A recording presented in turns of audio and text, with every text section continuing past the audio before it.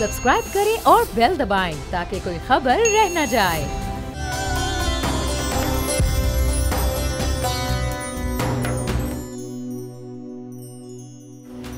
दुनिया बोल है में खुशामदीद। मैं हूं तलहा जतोई, मेरे साथ हैं वर्दा। और आज का दिन बहुत इंपॉर्टेंट है। डीजी ISPR की प्रेस कॉन्फ्रेंस के बाद कई सवालात खड़े होते हैं और यकीनन मुस्तकबिल के हवाले से बहुत इंपॉर्टेंट थी ये प्रेस कॉन्फ्रेंस जो अब से कुछ लम्हों पहले खत्म हुई, अख्ताम पजीर हुई। बड़ा लंबा क्वेश्चन आंसर सेशन भी जारी रहा जिसके अंदर DG ISPR major general Babar Iftikhar ने वाजे कर दिया कि फौज को सियासत में ना घसीटा जाए, फौज का सियासत से कोई काम लेना देना नहीं है और बिल्कुल मन घड़त खबरें चलाई जा रही हैं। सोशल मीडिया पर एक कैंपेन चलाई जा रही है और आर्मी चीफ की मुद्दत में तौसी की खबरें किरदार कुशी के मुतरादिफ हैं। कहना था डीजी ISPR बाबर इफ्तिखार का। मेरे साथ मौजूद हैं हमारे senior analyst, senior anchor person अमीर अब्बास ने हमें ज्वाइन किया। अमीर अब्बास, आप कैसे देखते हैं इस प्रेस कॉन्फ्रेंस को? कौन कौन से पॉइंट्स थे जो आपकी नजर में बहुत इंपॉर्टेंट थे?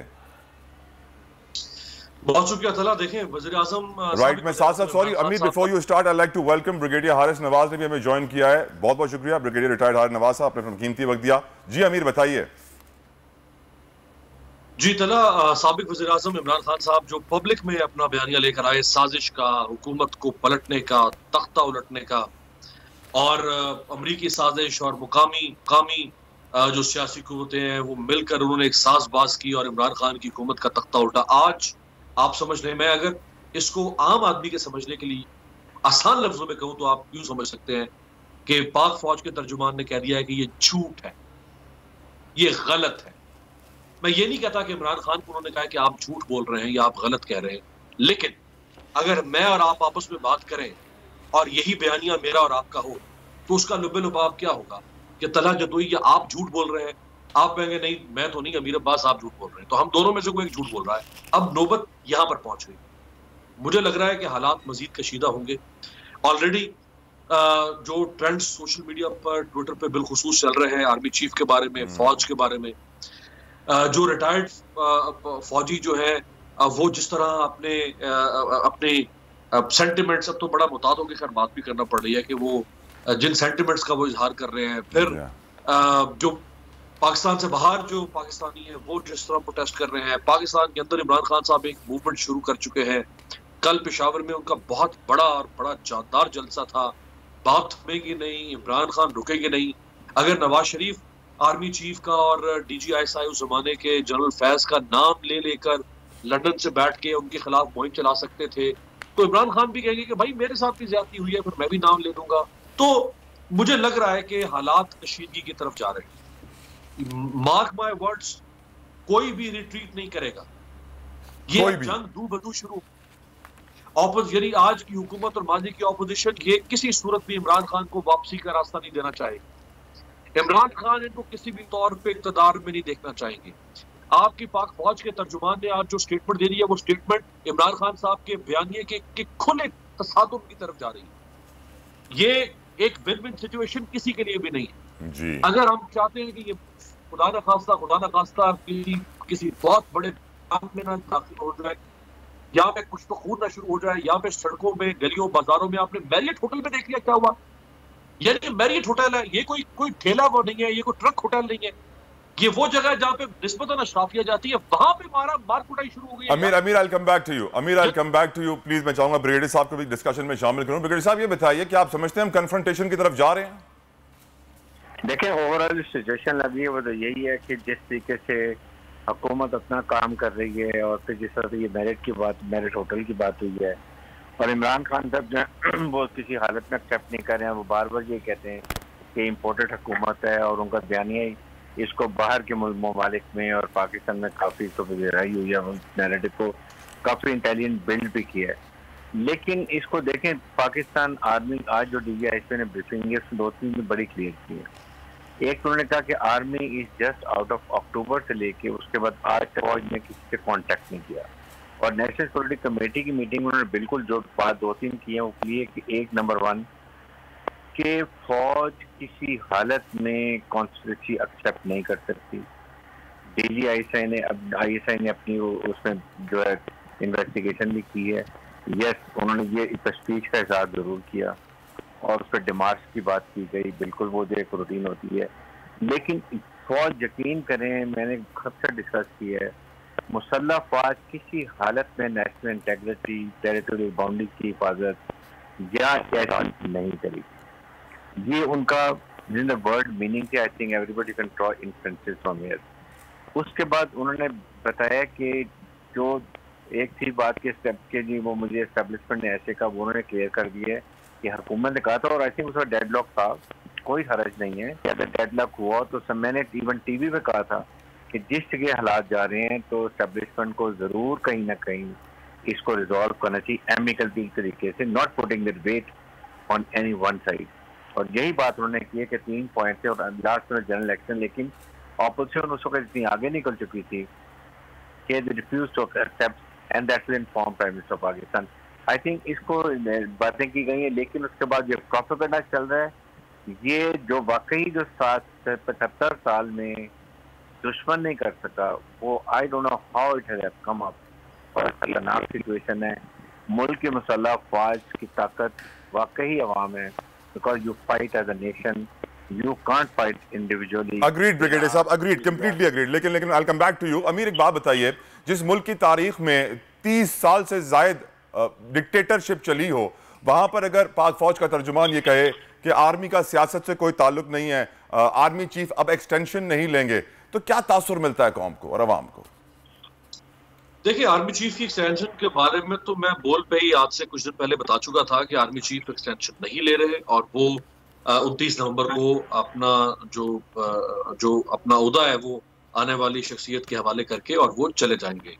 जहां तक फौज का सियासत में ताल्लुक है तो इसमें कोई शक नहीं कि गुज़श्ता 30 साल फौज रही है सियासत में, खुलकर सामने आती रही है, पस मंजर में भी रही है, माजी करीब तक वो सियासत में रही है।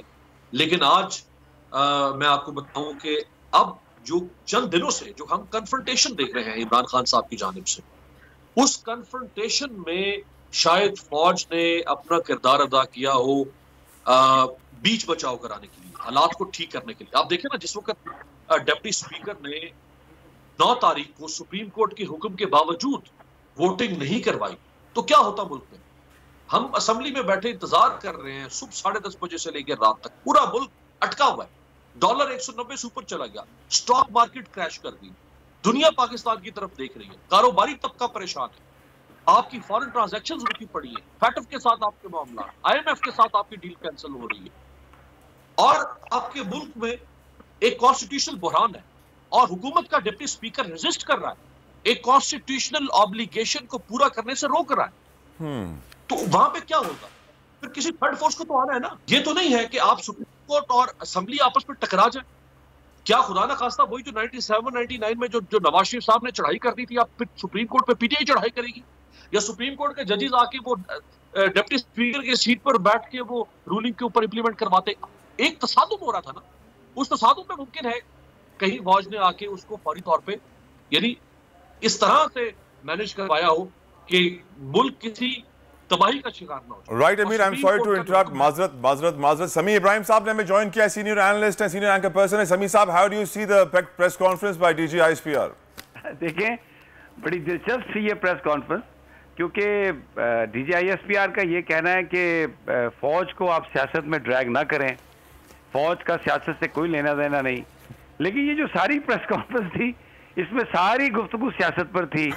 मसलन इसमें डॉलर का rate, stock market, stability, instability, सारा वो यानी जो फोन करके वो कहते हैं कि सियासत में आप ड्रैग ना करें, तो एवरीथिंग वाज पॉलिटिक्स। और उसमें फिर बड़ा कॉन्फ्लिक्टिंग भी था, बड़ा इंटरेस्टिंग था।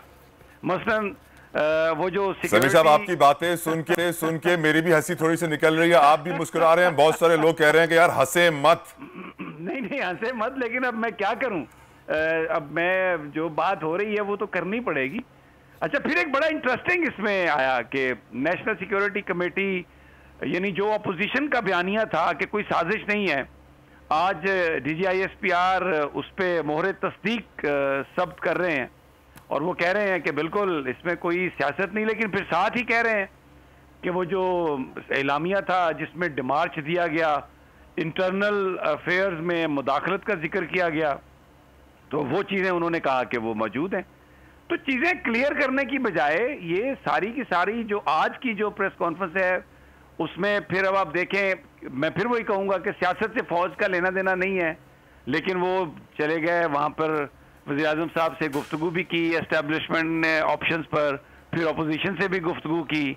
तो फिर ये कौन से आइन में है ये किरदार जिसमें आप निगोसिएशंस करवा रहे हैं, जिसमें आप एक पैगाम दूसरे के पास ले जा रहे हैं? तो उन्होंने, मुझे नहीं पता क्या वो किस चीज की क्लैरिफिकेशन करना चाह रहे थे। राइट समीर साहब, लेकिन जो बात है वो बड़ी यानी बड़ी ऐसी बात है कि मैं नहीं बहरहाल समझ सका कि व्हाट ही वांटेड टू से। राइट। ब्रिगेडियर हारिस नवाज साहब, मैं आपसे पूछना चाहूंगा, सोशल मीडिया पर जो ट्रेंड्स चल रहे हैं, जो हर्जा सराई चल रही है, डू यू थिंक कि पाक फौज का इमेज इस वक्त डैमेज हो रहा है उससे, जिसका इशारा डीजी आईएसपीआर ने भी किया? क्योंकि एक ऐसे भी ऑफिसर थे जिनके ऊपर हमला भी हुआ है और फिर डीजी आईएसपीआर ने बताया कार्रवाई भी उस शख्स के खिलाफ हो रही है जिसने हमला किया था। तो डू यू थिंक जो इमेज इस वक्त लो पर चला गया था पाक फौज का, वो वापस अपनी जगह पर आ गया इस प्रेस कॉन्फ्रेंस के बाद? देखें, डैमेज खास तौर पे एक मुहिम चलाई जा रही थी जो बाहर से भी थी और जाहिर है कि फॉरेन कंट्रीज भी इसमें इन्वॉल्व हैं, और उन सब का नैरेटिव एक ही है कि किसी तरीके से भी फौज अवाम में जो एतमाद है उसको कम कर दें, फौज को खुदा न खासा कमज़ोर करें और फिर इराक, लिबिया, सीरिया, अफगानिस्तान की तरह वहाँ पर अपने अज़ाइम को पूरे कर लें और वहाँ पर जाके अपनी मर्जी की चीज़ें लें। तो आई थिंक ये इसकी बात उन्होंने कहा कि ये कभी नहीं, क्योंकि फौज की जो ताकत है वो अवामी है। और ख़ास तौर पर जब ये जिक्र किया गया, देखिए नेशनल सिक्योरिटी कमेटी में उन्होंने बड़ी क्लियर बताई है कि अगर ये जो तशवीश का एहसास डेफिनेटली किए गए, क्योंकि जिस तरह की लैंग्वेज इस्तेमाल की गई वो भी उन्होंने बता दिया, डेमार्श भी बता दिया कि जो एक डिप्लोम लैंग्वेज है वो जाता है, एक बहुत उनके काउंसलर को बुला के भी बात बता दिया गया और सजा उनको मसूल भी करवा दिया गया।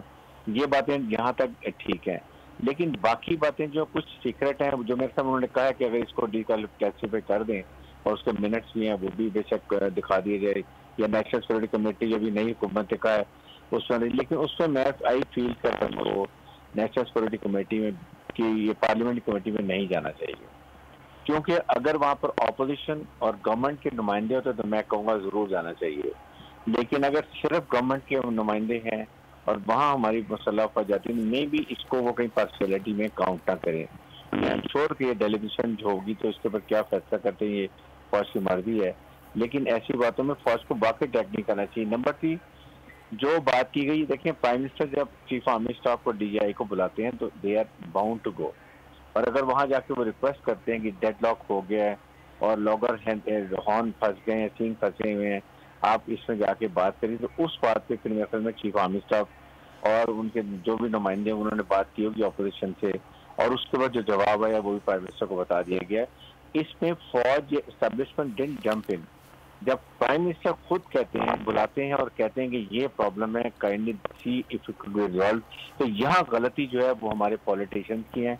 अगर हमारी गवर्नेंस इतनी अच्छी हो, हमारी लीडरशिप इतनी स्ट्रांग हो और उनको तमाम को फौज की अवाम की हमायत हासिल हो, तो कभी भी फौज को नहीं आने देगी, इवन अवाम ही नहीं आने देगी।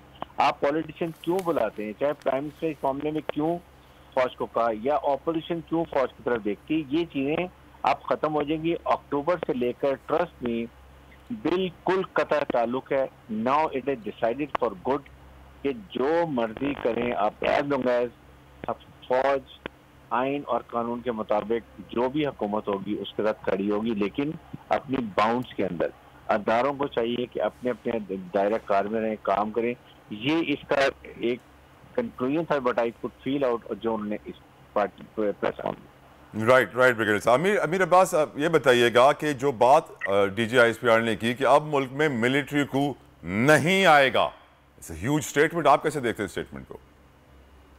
जी, ये तो देखिएगा इस वक्त हालात नहीं है, ना मुल्क के ये हालात है, ना इंटरनेशनली ये हालात है, ना आपकी इकोनॉमी इस तरह सर्वाइव कर सकती है, ना ही फौज आके और वो जो डेमोक्रेटिक प्रोसेस एक चलना शुरू हुआ था 2008 से ऑनवर्ड, ना उसको इंटरप्ट करेगी फौज कोवर्टली आके, बिल्कुल सामने आके, और ना ही फौज ये बोझ उठा सकती है। दरअसल जो इस वक्त बैड गवर्नेंस है मुल्क के अंदर, जो इंस्टीट्यूशनल कोलैप्स है मुल्क के अंदर, जो इकोनॉमिक फेलियर है, जो पब्लिक प्रेशर है, सेंटिमेंट्स हैं इस वक्त, फौज किसी सूरत में मार्शल लॉ नहीं लगाएगी। अगर फौज ने मार्शल लॉ लगाना होता तो ये 3.5 साल में कई मौके आए। मसलन जब नवाज शरीफ ने एक जहर आलूद मुहिम शुरू की फौज के खिलाफ, जब मुस्लिम लीग नून ने जहर आलूद मुहिम शुरू की फौज के खिलाफ, जब मरियम नवाज ने पीडीएम ने जलसे किए, उन जलसों पर जिस किस्म की खौफनाक तकरीरें हुई फौज के खिलाफ, फौज ने मार्शल लॉ नहीं लगाया।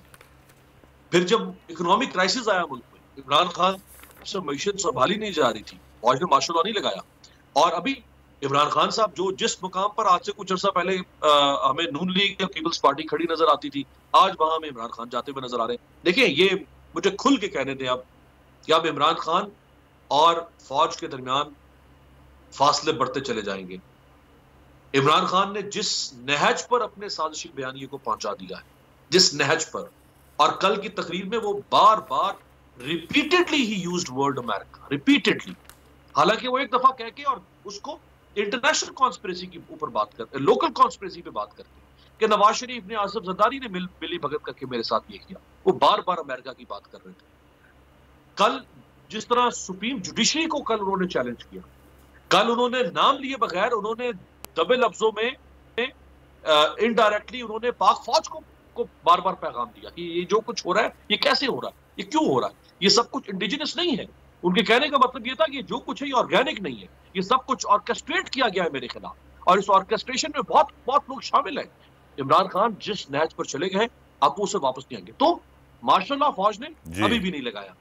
तो क्राइसिस था पिछले 1 महीने में, उस क्राइसिस में तो मेरा नहीं ख्याल कि फौज मार्शल लॉ लगाएगी, ना मार्शल लॉ सोल्यूशन है इसका। राइट, समी साहब, कमिंग टू यू, आपको बॉडी लैंग्वेज कैसे लगी डीजीआईएसपीआर की, एक्सप्रेशंस कैसे लगे? काफी लोग बॉडी लैंग्वेज को काफी अंडरमाइन कर रहे हैं कि कॉन्फिडेंस की कुछ कमी पाई जा रही थी, आप कैसे देखते हैं? मेरा नहीं ख्याल।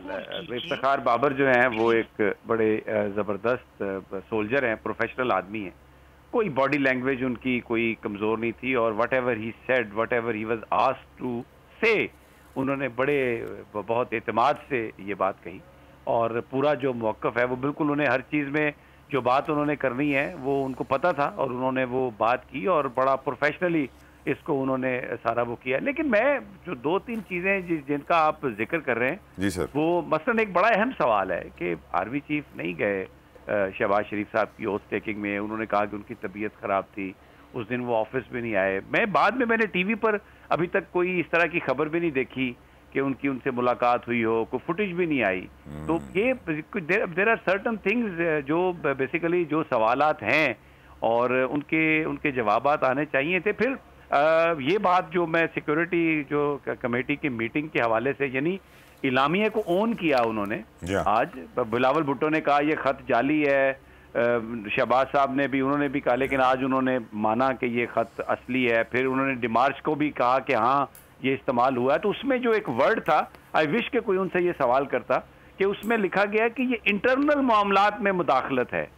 तो फिर वो कौन से इंटरनल मामलात में मुदाखलत थी? सिर्फ वर्ड्स यूज करना तो चले, अनडिप्लोमेटिक वर्ड्स हैं, आप उस पर डिमार्च देते हैं, लेकिन इंटरनल एक साजिश है, तो उसको भी उन्होंने आज एक लिहाज से तस्लीम। उन्होंने तो ये भी कहा कि लेटर के ऊपर आईएसआई ने कार्रवाई भी की। तो अब मसला ये है कि ये वो चीजें हैं, मुझे लगता है, मैं समझता हूं कि पाकिस्तान की फौज के हवाले से बहुत लोगों के दिलों में इज्जत और एहतराम है, और इसमें जो फौज है वो बिल्कुल सबके पीछे है।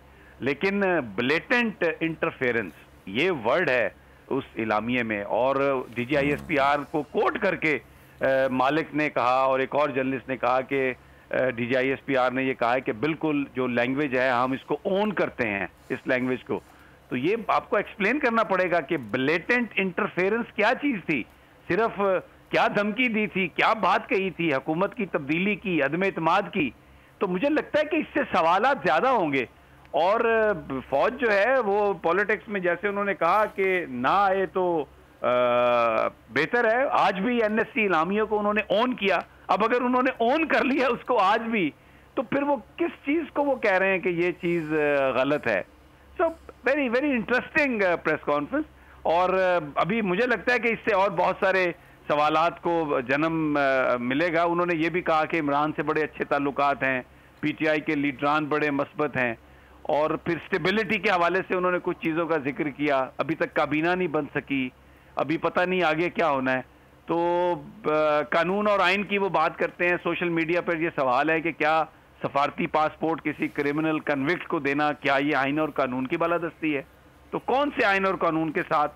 तो ये एक बड़ा है। और फिर एक आखिरी बात मैं कहूंगा जी, उन्होंने भी वही बात कह दी, एब्सोल्युटली नॉट।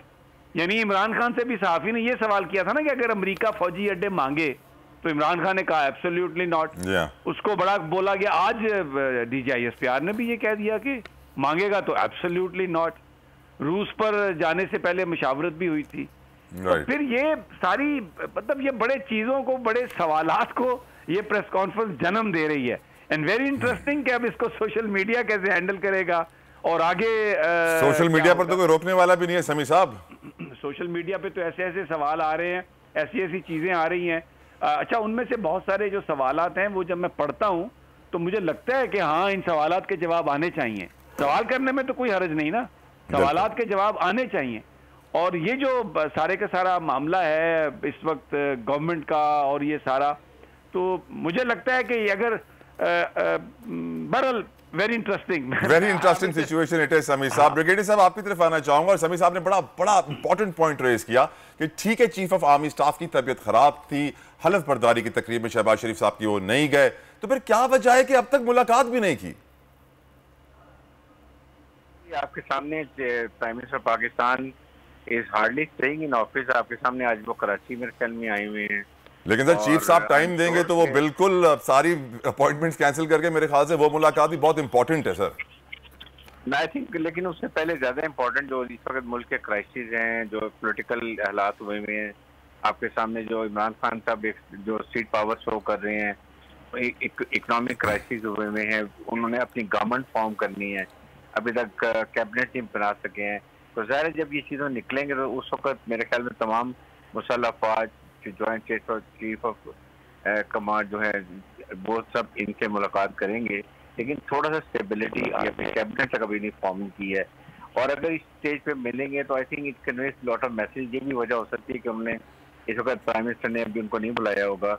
ज़ाहिर है प्राइम मिनिस्टर बुलाएंगे तो वो जाएंगे, और वो जब स्टेबल होंगे, मेरा ख्याल है कि एक हफ्ते के बाद जब रूटीन में सब चीज़ें होती हैं फिर आएगी। लेकिन एक दो चीज़ें बताऊं, देखें ये जो नेशनल सिक्योरिटी कमेटी की बात है, ISI ने आई एम श्योर अपनी इंक्वायरी ज़रूर की होगी, और मेरे ख्याल में इतनी सीरियस बात नहीं होगी जिसको फिर इतना सीरियस लेके फौज एक अहम कदम उठाए जो वो अगली कॉन्फ्रेंस थी मुल्क के खिलाफ। अगर ऐसा होता तो उन्होंने बड़ा क्लियर किया कि हम उसकी आंखें निकाल देंगे जो फौज पाकिस्तान की सरहदों की तरफ, ये पाकिस्तान इंटरनल अफेयर में इस तक इशू पे लेके जाएंगे। तो उन्होंने कैटेगोरिकली ये चीजें काफी क्लियर कर दी हैं। ब्रिगेडियर साहब सॉरी टू इंटरप्ट सर, लेकिन मेरा एक सवाल आपसे यहाँ बनता है कि पाक फौज की तरफ हर पाकिस्तानी देखता है उस उम्मीद के साथ कि जब भी हमारे मुल्क को खतरा होगा, चाहे वो हमारे बॉर्डर्स पे खतरा हो, चाहे वो मईशत को खतरा हो, चाहे वो सियासत को खतरा हो, जब भी हमारे मुल्क में इंस्टेबिलिटी इतनी बढ़ जाए कि नेशनल सिक्योरिटी को थ्रेट हो जाए, तो लोग ये एक्सपेक्ट करते हैं कि पाक फौज आगे बढ़ेगी, मुल्क को बचाएगी, इंस्टेबिलिटी दूर करेगी। Sadly did you see that sir? देखें, अगर खुदा ना खास्ता अभी भी नेशनल सिक्योरिटी को कोई थ्रेट होगा, एग्जिस्ट करेगा, ये एग्रीवेट करेगा, तो फौज डेफिनेटली उस पर रिस्पॉन्ड करेगी। देयर इज नो नॉट कि माशाल्लाह खुदा ना खास्ता इज आउट ऑफ क्वेश्चन, बिल्कुल कभी। अब ये एक बड़ा क्लियर कॉन्सेप्ट है, लेकिन जरूर करेगी। दैट मीन्स कि अभी तक उस तरह का खुदा ना खास्ता नेशनल सिक्योरिटी को थ्रेट नहीं है। पूरी तरह आपका कंट्रोल है अपनी टेरिटोरियल बाउंड्री पर, इंटरनल सिचुएशन में, आप चाहे आपके दूसरे मुल्कों के ताल्लुकात हैं, देयर इज नो क्वेश्चन कि उसमें हो। लेकिन जिस वक्त आज हमारी इस्टेब्लिशमेंट या मिलिट्री देखेगी कि खुदा ना खास्ता हमारी इस वक्त कॉन्स्पिरेसी या मुल्क को थ्रेट है, तो देयर इज नो क्वेश्चन को रिस्पॉन्ड ना करे। मीन्स के अभी तक ऐसी कोई बात नहीं है। अगर जिस तरह वो 7 मार्च को लेटर गया, ISI ने अपनी गैर इंफॉर्मेशन की, दिस क्लियरली इंडिकेट कि खुदा ना खास्ता उस तरह की बात नहीं है जिससे हम ये कहें कि इंटरनल बहुत बड़ी कॉन्स्पिरेसी हो गई है और मुल्क को खुदा ना खास्ता बहुत सख्त मसाइल हो रहे हैं, पॉलिटिकल बहुत ज़्यादा इंस्टेबिलिटी हो गई है। यस, अब ये पॉलिटिकल गवर्नमेंट जो है इनकी रिस्पॉन्सिबिलिटी है कि ये जो नजदीक आए हुए हैं, ऊपर से इमरान खान को एक वोट मिली हुई है, दे हैव टू सी कि which side the country is going, इसको एमिकेबली कैसे रिजॉल्व करनी है। I honestly feel even supreme court of Pakistan को भी ये नेशनल क्राइसिस को डसीन देते हुए नेशनल क्राइसिस आने वालों को जरूर सोचना चाहिए था और इसको सब चीज कंसिडर करके फैसला करना चाहिए था, जिसमें मेरे ख्याल में इमरान खान के अपने तहफुज़ात थे, उन्होंने कल की तकरीर में भी काफी हद तक इसको किया। राइट ब्रिगेडियर साहब, अमीर ये बताइएगा मुझे, DGISPR ने यह भी कहा कि 9 अप्रैल को आर्मी चीफ DGISI वजीर आजम हाउस नहीं गए। BBC की खबर की दोबारा तरदीद की। अब सोचिए कि नेशनल प्लेटफॉर्म जैसे बड़े बड़े प्लेटफॉर्म्स है BBC के, वो ऐसी खबरें छाप रहे हैं, सोशल मीडिया पर क्या कुछ चल रहा है। क्या ये जो सिलसिला चल रहा है DGISPR की प्रेस कॉन्फ्रेंस इसको रोकेगी या मजीद बढ़ाएगी आपकी नजर में? मेरा ख्याल है इससे मजीद और र्यूमर्स और कंट्रोवर्सीज पैदा होंगी। ये सिर्फ BBC की स्टोरी नहीं है, याद रखिएगा। ओके, इससे मिलती जुलती स्टोरी जो है वो द गार्डियन जो बरतानवी अखबार है उसने भी लगाई है। इसी से मिलती जुलती बात सलमान मसूद जो कि न्यूयॉर्क टाइम्स को हेड कर रहे थे यहाँ कुछ अर्सा पहले तक पाकिस्तान में, और अब उनके साथ उनकी एक और फॉरेन कुलीग भी यहाँ मौजूद है जो शायद अभी हेड कर रही है, अभी भी वो वाबस्ता है न्यूयॉर्क टाइम्स से। उन्होंने भी इससे मिलती जुलती बात कही कि इमरान खान साहब के ऊपर दबाव डाला गया, तो र्यूमर्स तो और फैलेंगी। और जैसा कि इमरान खान साहब को मैंने पहले भी कहा कि आज बिल्कुल कॉर्नर कर दिया है फौज ने और उनके बयानिए को झुटला दिया है पब्लिकली, पब्लिक डोमेन में आके। इससे पहले तो सहाफ़ी अपने सोर्सेज से, आला मिलिट्री सोर्सेज से खबर दे रहे थे कि फौज बार बार कह रही है कि हमने इन्वेस्टिगेट किया है इमरान खान साहब के दावे को, लेकिन हमें कोई साजिश का सबूत नहीं मिला है। लेकिन आज DGISPR ने पिछले 10 दिनों में पहली दफा पब्लिकली आके इमरान खान साहब को निगेट कर दिया है, इमरान खान साहब को निगेट कर दिया कैंडिडली, अनएम्बिगुअसली। तो अब इमरान खान साहब की क्या स्ट्रेटेजी होती है आगे? हो सकता है कुछ देर में शायद वो भी कोई प्रेस कॉन्फ्रेंस करें, वो भी अपना कोई मौक़िफ़ सामने लेकर आए। यहाँ पे एक बड़ा दिलचस्प और भी नुक्ता है तला के नए वज़ीर आज़म शहबाज शरीफ साहब ने अपने लीडर ऑफ द हाउस के वोट लेने के बाद जो पहले खिताब में ऐलान किया, उन्होंने कहा कि हम जो पार्लियामेंट की in camera national security committee की मीटिंग कॉल करेंगे, उसमें हम DGISI को बुलाएंगे, सर्विसेज चीफ्स को बुलाएंगे, अपने सफीर असद मजीद को बुलाएंगे जो अब अमेरिका से ब्रुसेल्स जा चुके हुए हैं, फॉरेन सेक्रेटरी होंगे, और यहाँ हम पार्लियामेंट के सामने वो रखेंगे। तो अब वो कैसे होगी भाई? फौज तो कह चुकी है कि इसमें कुछ नहीं है। फौज तो प्राइम मिनिस्टर की इंक्वायरी करवाने से पहले कह रही है कि कुछ नहीं है इसके अंदर। तो ये बात देखिए, ये बात बहुत बढ़ गई है। इसको कोई अगर लाइटर नोट पे देख रहा है तो ये लाइटर नोट वाली बात नहीं है। इमरान खान का अब सिस्टम में यानी पावर में कोई स्टेक नहीं है, इमरान खान का पॉलिटिक्स में स्टेक है। या तो वो कन्फ्रंटेशन छोड़ के और वो बिल्कुल इस बयानी को तर्क कर दें और वो गवर्नेंस के ऊपर आ जाए, ठीक, वो एक ट्रांजिशन लें, न्यूट्रल लें, कहें छोड़ दें साजिश वाजिश को एक तरफ रखें, वो ऑपोजिशन करें, शहबाज शरीफ की गवर्नेंस पे क्रिटिसाइज करें और वो अगले इलेक्शन की तैयारी करें। या तो वो ये रास्ता इख्तियार करें। लेकिन अगर वो बार बार रीइंफोर्स करते हैं इस बात को कि नहीं मुझे साजिश से हटाया गया, इसमें अमेरिका मुलव्वस है, इसमें नवाज शरीफ, जरदारी, मौलाना मुलव्वस है और इसमें कुछ और लोग भी मुलव्वस हो गए, तो फिर तो ये बात खत्म होने का नाम नहीं लेगी ना।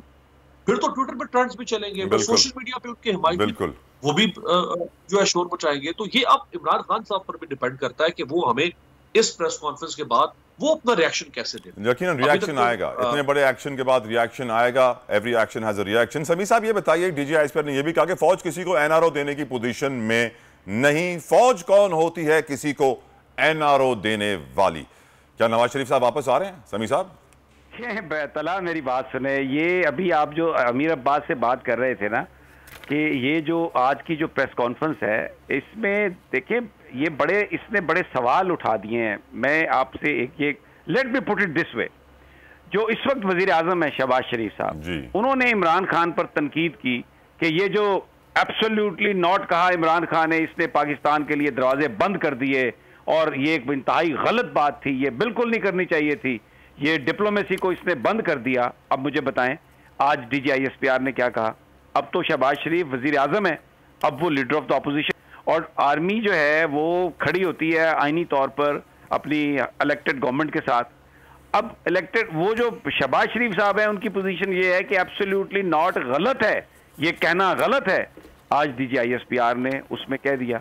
अच्छा, फिर आप मुझे बताइए कि शहबाज शरीफ साहब ने कहा कि ये खत जाली है, ये जो खत है ये खुद गढ़ा गया है। मरीम नवाज ने ये कहा ये खत जाली है।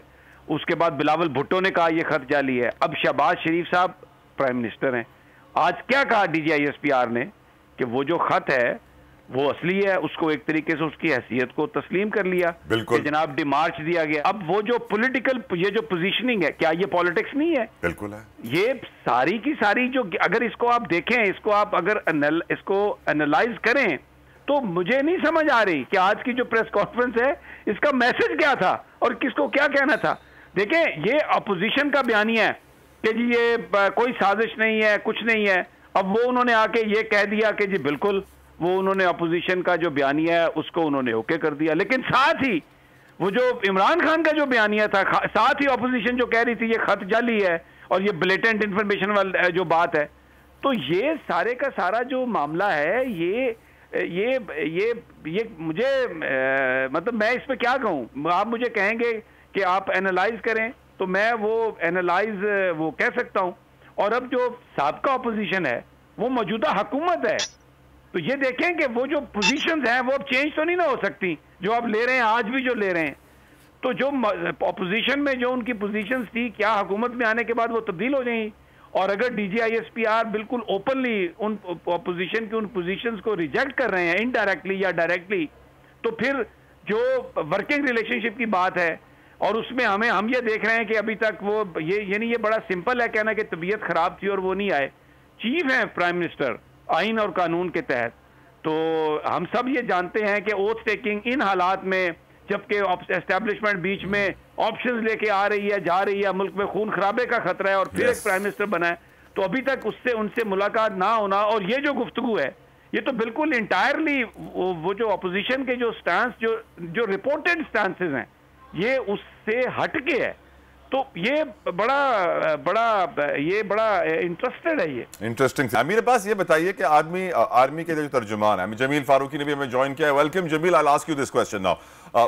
तर्जुमान पाक फौज ने कहा हमारी अदालतें आजाद हैं, जमहूरियत को मजबूत करना सबका फर्ज है।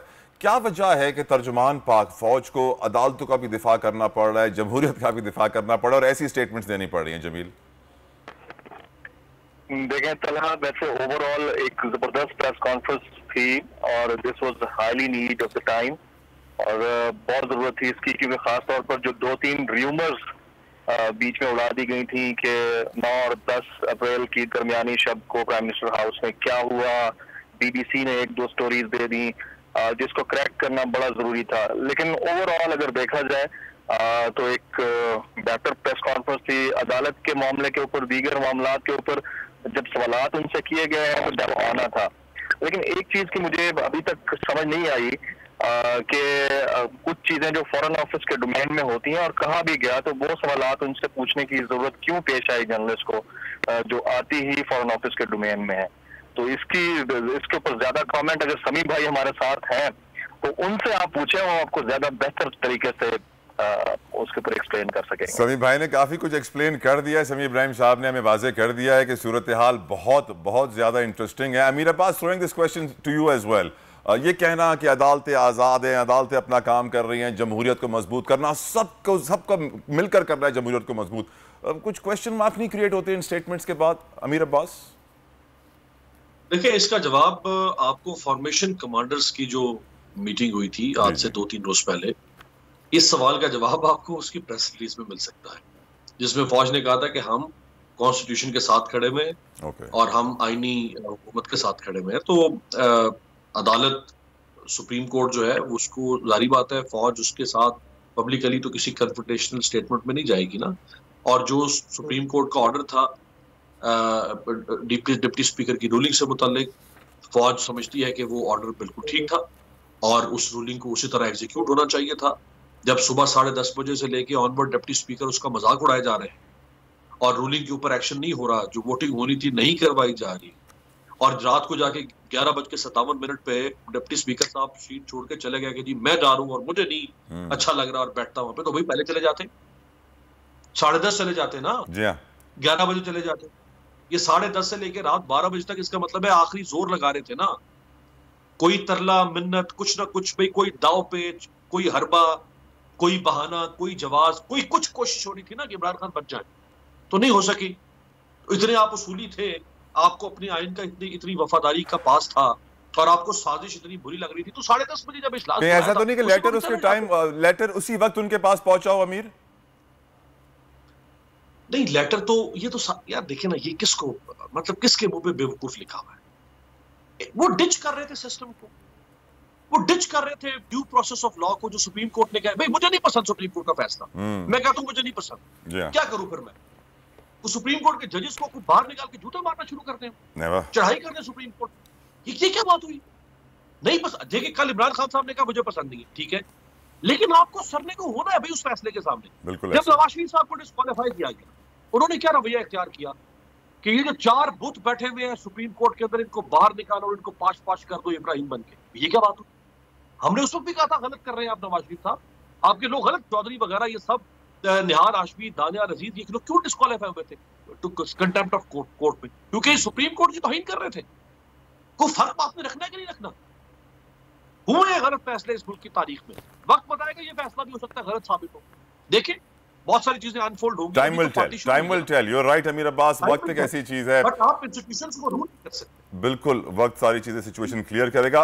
एक बड़ा इंपॉर्टेंट सवाल है फारूकी साहब, आपकी तरफ आना चाहूंगा। जमील, ये बताइए कि DGISPR ने कहा एटमी प्रोग्राम को सियासी मुबाहिसों का हिस्सा नहीं बनाया जा सकता, साथ साथ पाक फौज अपना आईनी किरदार अदा कर रही है और एटमी हथियारों से मुतालिक बात करते हुए मोहतात रहना चाहिए। अब एटमी असासे हमारे एसेट्स हैं, क्या वजह है कि DGISPR को के लिए इंपॉर्टेंट था कि वो सीनियर रहनुमा शहरी रहमान साहिबा हमारे साथ मौजूद हैं, पाकिस्तान पीपल्स पार्टी से। शहरी साहिबा, thank you so very much for giving us your time. हाँ, आप कैसे देखती हैं इस प्रेस कॉन्फ्रेंस को DGISPR की?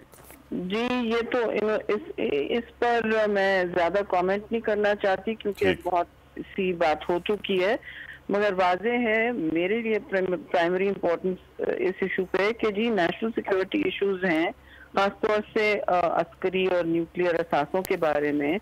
आप कोई भी पाकिस्तानी या किसी भी रियासत का जो शहरी होता है वो इस तरह बात नहीं करता है कि जी, खासतौर से जब आपने एक ओथ लिया होता है, आपने पाकिस्तान के तहफ़्फ़ुज़ के लिए और उसके सारे सीक्रेट होने के लिए दबा के रखने के लिए ओथ लिया होता है, ये मिनिस्टर्स भी लेते हैं। तो आप जाके जलसों में इस तरह की बातें कर रहे हैं जिनका कोई ताल्लुक नहीं है हकीकत से, तो ये बड़ी अफसोस की बात है। फिर आपने ये एक पूरी पाकिस्तान की नेशनल सिक्योरिटी पॉलिसी को आपने चूल्हे में डाला हुआ है अपनी गिरती हुई साख बचाने के लिए कि जी हमें निकाला गया किसी कंस्पिरेसी की हवाले से। तो वो तो सारी बात दूध का दूध पानी का पानी हो गया आज के। ठीक है, तशवीशनाक बात थी जो बहुत सारे टेलीग्राम्स में की जाती है और शवाहिद के साथ पेश की जाती है। अगर ज्यादा तशवीशनाक बात हो तो बिल्कुल डेमाश किया जाता है और भी एक्शंस लिए जाते हैं। तो अगर इनको इतना मसला था, इन्होंने क्यों नहीं माफी मंगवाई अमेरिका से, जैसे पीपल्स पार्टी ने मंगवाई, बगैर मुसीबत के क्यों नहीं उन्होंने शमसी एयरबेस किया? बस एब्सोल्युटली नॉट कहते रह गए मफरूजों पे। ये क्या बात होती है? ये सीना ठोकना और मैं आपसे बेहतर हूँ, मैं वफादार हूँ, आप गद्दार हैं, ये जो इनका बयानिया है सिर्फ बयानिया ही है और ये पाकिस्तान को धकेलने किसी भी आग में इनको कोई परवाह नहीं है। बस अपना एक बयानिया बनाना है और एक कल्ट फॉलोइंग को लेके फिर रहे हैं। ये जाहिर है ये खतरनाक है पाकिस्तान के लिए, और ये नेशनल सिक्योरिटी रिस्क है पाकिस्तान के लिए। राइट शरीफ साहब, टाइम कम है, एक बहुत जरूरी सवाल आपसे पूछना चाहूंगा। बिलावल भुट्टो जरदारी कंटिन्यूसली रिजेक्ट करते रहे कि ऐसा कोई खत है नहीं, खत झूठा है, खत बनाया गया है। DGISPR ने वाजे कर दिया कि खत तो है। आप क्या कहेंगे इसके ऊपर?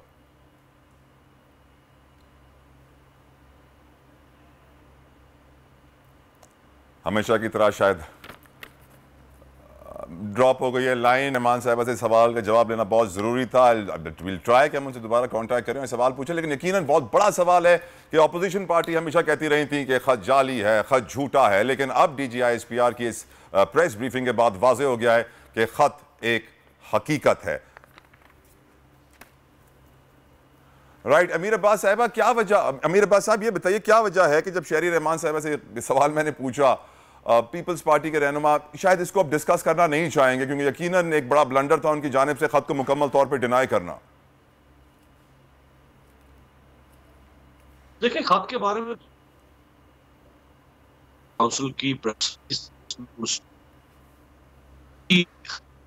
राइट, अमीर अब्बास की आवाज़ हम तक सही तरह नहीं पहुंच पा रही है, लेकिन मैंने जिस तरह अब से कुछ लम्हों पहले शहरी रहमान साहिबा से ही पूछा, DGISPR की प्रेस ब्रीफिंग के बाद ये तो वाज़ेह हो चुका है कि ये खत एक हकीकत है, झूठ का पलंदा नहीं है। जैसे ये साइफर आया, ISI ने इसके ऊपर कार्रवाई शुरू की, ये भी वाज़ेह किया DGISPR ने। DGISPR की प्रेस कॉन्फ्रेंस इंतहाई अहमियत की हामिल थी, उन्होंने बहुत सारे इंपॉर्टेंट इशूज़ पर नज़र डाली, वाज़ेह कर दिया फौज का सियासत से कोई ताल्लुक नहीं, मिलिट्री को नहीं आने वाला। Army chief of army staff general Qamar Javed Bajwa साहब एक्सटेंशन नहीं लेंगे, और ये भी वाज़ेह कर दिया कि जो कौमी असासे हैं लाइक एटॉमिक हमारे एसेट्स हैं उसको भी इस तरह डिस्कस नहीं करना चाहिए, सियासत में नहीं लाना चाहिए जिस तरह लाया जा रहा है।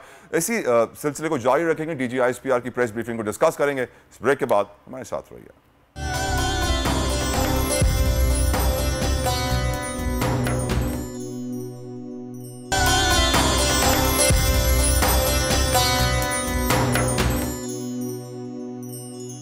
दुनिया बोल है मैं आपको वेलकम बैक करेंगे। दो बड़े प्यारे मेहमानों ने मुझे स्टूडियो में ज्वाइन किया है। मेरे साथ मुफ्ती मोहम्मद नवीद अब्बासी साहब है, इस्लामिक स्कॉलर है, मोहम्मद हुसैन कादरी साहब है, नात खां हैं। आप दोनों का बहुत बहुत शुक्रिया, आपने अपना कीमती वक्त हमें दिया और ये हमें ज्वाइन करेंगे। हमारा सेगमेंट होता है आलिम के बोल, तारीख इस्लाम में बोल, उनमें गुफ्तगू करेंगे, लेकिन इस वक्त आपको लिए चलते हैं डालडा के दस्तरखान की जानिब, जहाँ वर्दा कुछ बेहतरीन पकाने के लिए तैयारी कर रही हैं। Warda, over to you.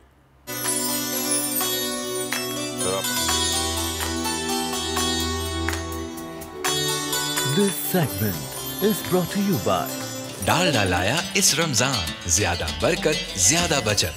Dalda.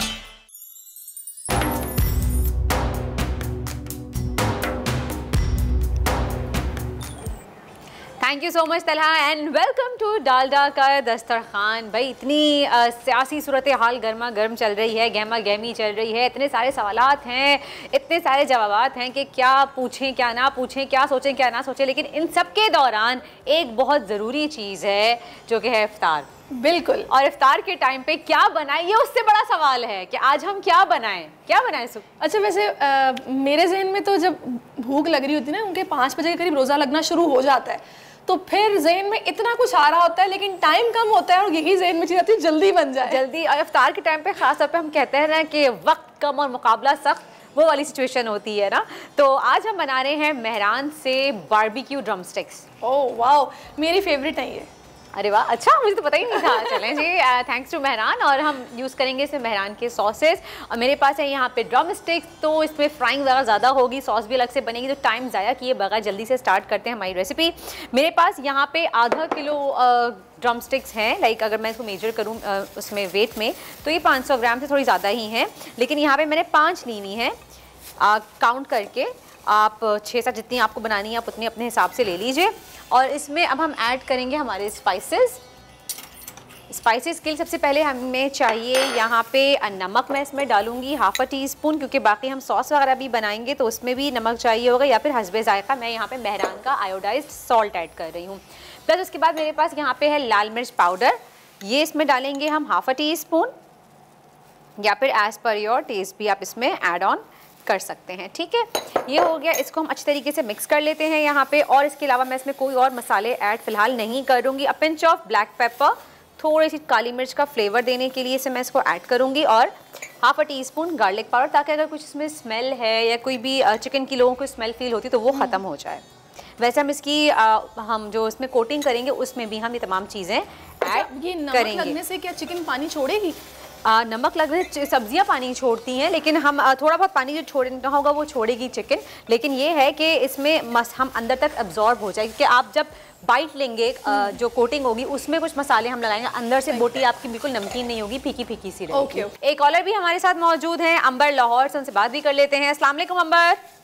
वालेकुम अस्सलाम, कैसी हैं आप? मैं बिल्कुल ठीक हूँ अंबर, आप कैसी हैं? मैं भी ठीक हूँ, बहुत प्यारी लग रही है आप दो, बहुत प्यारी लग रही है दो के ड्रेस बहुत प्यारे हैं। Thank you so much, so sweet of you. मेरा ड्रेस धनक का है, आप चाहें तो आप जाके वहाँ से ले सकती हैं। नहीं, अगर आप मुझे गिफ्ट करते तो ज्यादा अच्छा होगा। आपने कल भी कॉल की थी ना, आपने अंबर कल भी कॉल की थी ना। लेकिन मुझे तो गिफ्ट मिला ही नहीं है। अरे अभी एकदम से कहाँ से मिल जाएगा, आप रुक जाइए। आपने जो ड्रेस मांगा है उसके लिए मैंने बात की है और बिल्कुल इंशाअल्लाह हम आपको एक ना एक ड्रेस जरूर देंगे। लकी कॉलर पकौड़े बनाना सिखाते प्लीज, मुझे ईद के लिए सूट का गिफ्ट चाहिए। और अरे आपसे कह दिया कि ड्रेस मिलेगा। क्या बनाना सिखाएं आपको? क्रिस्पी पकौड़े। क्रिस्पी पकौड़े, चलें जी बिल्कुल बनाएंगे इंशाअल्लाह। हम 1-2 दिन में क्रिस्पी पकौड़े बनाएंगे आपकी फरमाइश पे।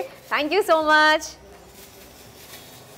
चलें जी, ये देखिए आप देख रही हैं सुमैया अच्छे से सहरिश, मुझे सुमैया की आदत है, मैं सुमैया कह रही हूँ सहरिश को सुमैया कह रही हूँ। सहरिश ये देखिए किस तरह चिकन अच्छे से मसाला लग गया। मैं समझ गई हूँ। और इसमें हम लोग अगर ओवरनाइट रखें तो टेस्ट ज़्यादा बढ़ जाता है, टेस्ट बहुत अच्छा आ जाएगा। इसको हम साइड पे रख देते हैं। एक और बोल ले लेते हैं हम यहाँ पे। अब इसमें हम इसको थोड़ा साइड पे रख देंगे। इसको हम इसमें क्या करेंगे, इसमें हम डालेंगे मैदा। मेरे पास यहाँ पे मैदा है। उसके बाद इसमें मैं अराउंड 3 to 4 टेबलस्पून कॉर्नफ्लावर डालूंगी। ये 4 चम्मच कॉर्नफ्लावर इसमें ऐड किया। और उसके बाद अब जो सीजनिंग मैंने आपसे कहा था वो हम इसमें करेंगे। नमक, इसको मैं टीस्पून में लूँगी, 1 टीस्पून नमक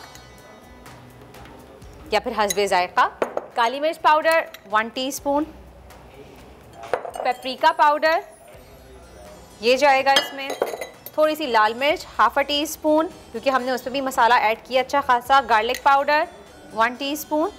और इसके बाद इसको हम अच्छे से मिक्स कर लेंगे। ये रीज़न पता है आपको हम क्यों इसमें सारा बैटर में मिक्स कर रहे हैं सहरिश? अच्छा जी, कॉलर भी हमारे साथ मौजूद हैं, फरिया गुजरावाला से हमसे ही बात कर लेते हैं। जी अस्सलाम वालेकुम। जी फरिया। जी वालेकुम अस्सलाम। वालेकुम अस्सलाम, मुबारक। आपको भी बहुत बहुत मुबारक मेरी बहन। कैसी हैं? जी अल्हम्दुलिल्लाह। जी क्या सवाल करना चाहेंगी या कुछ पूछना चाहेंगी या फरमाइश करना चाहेंगी?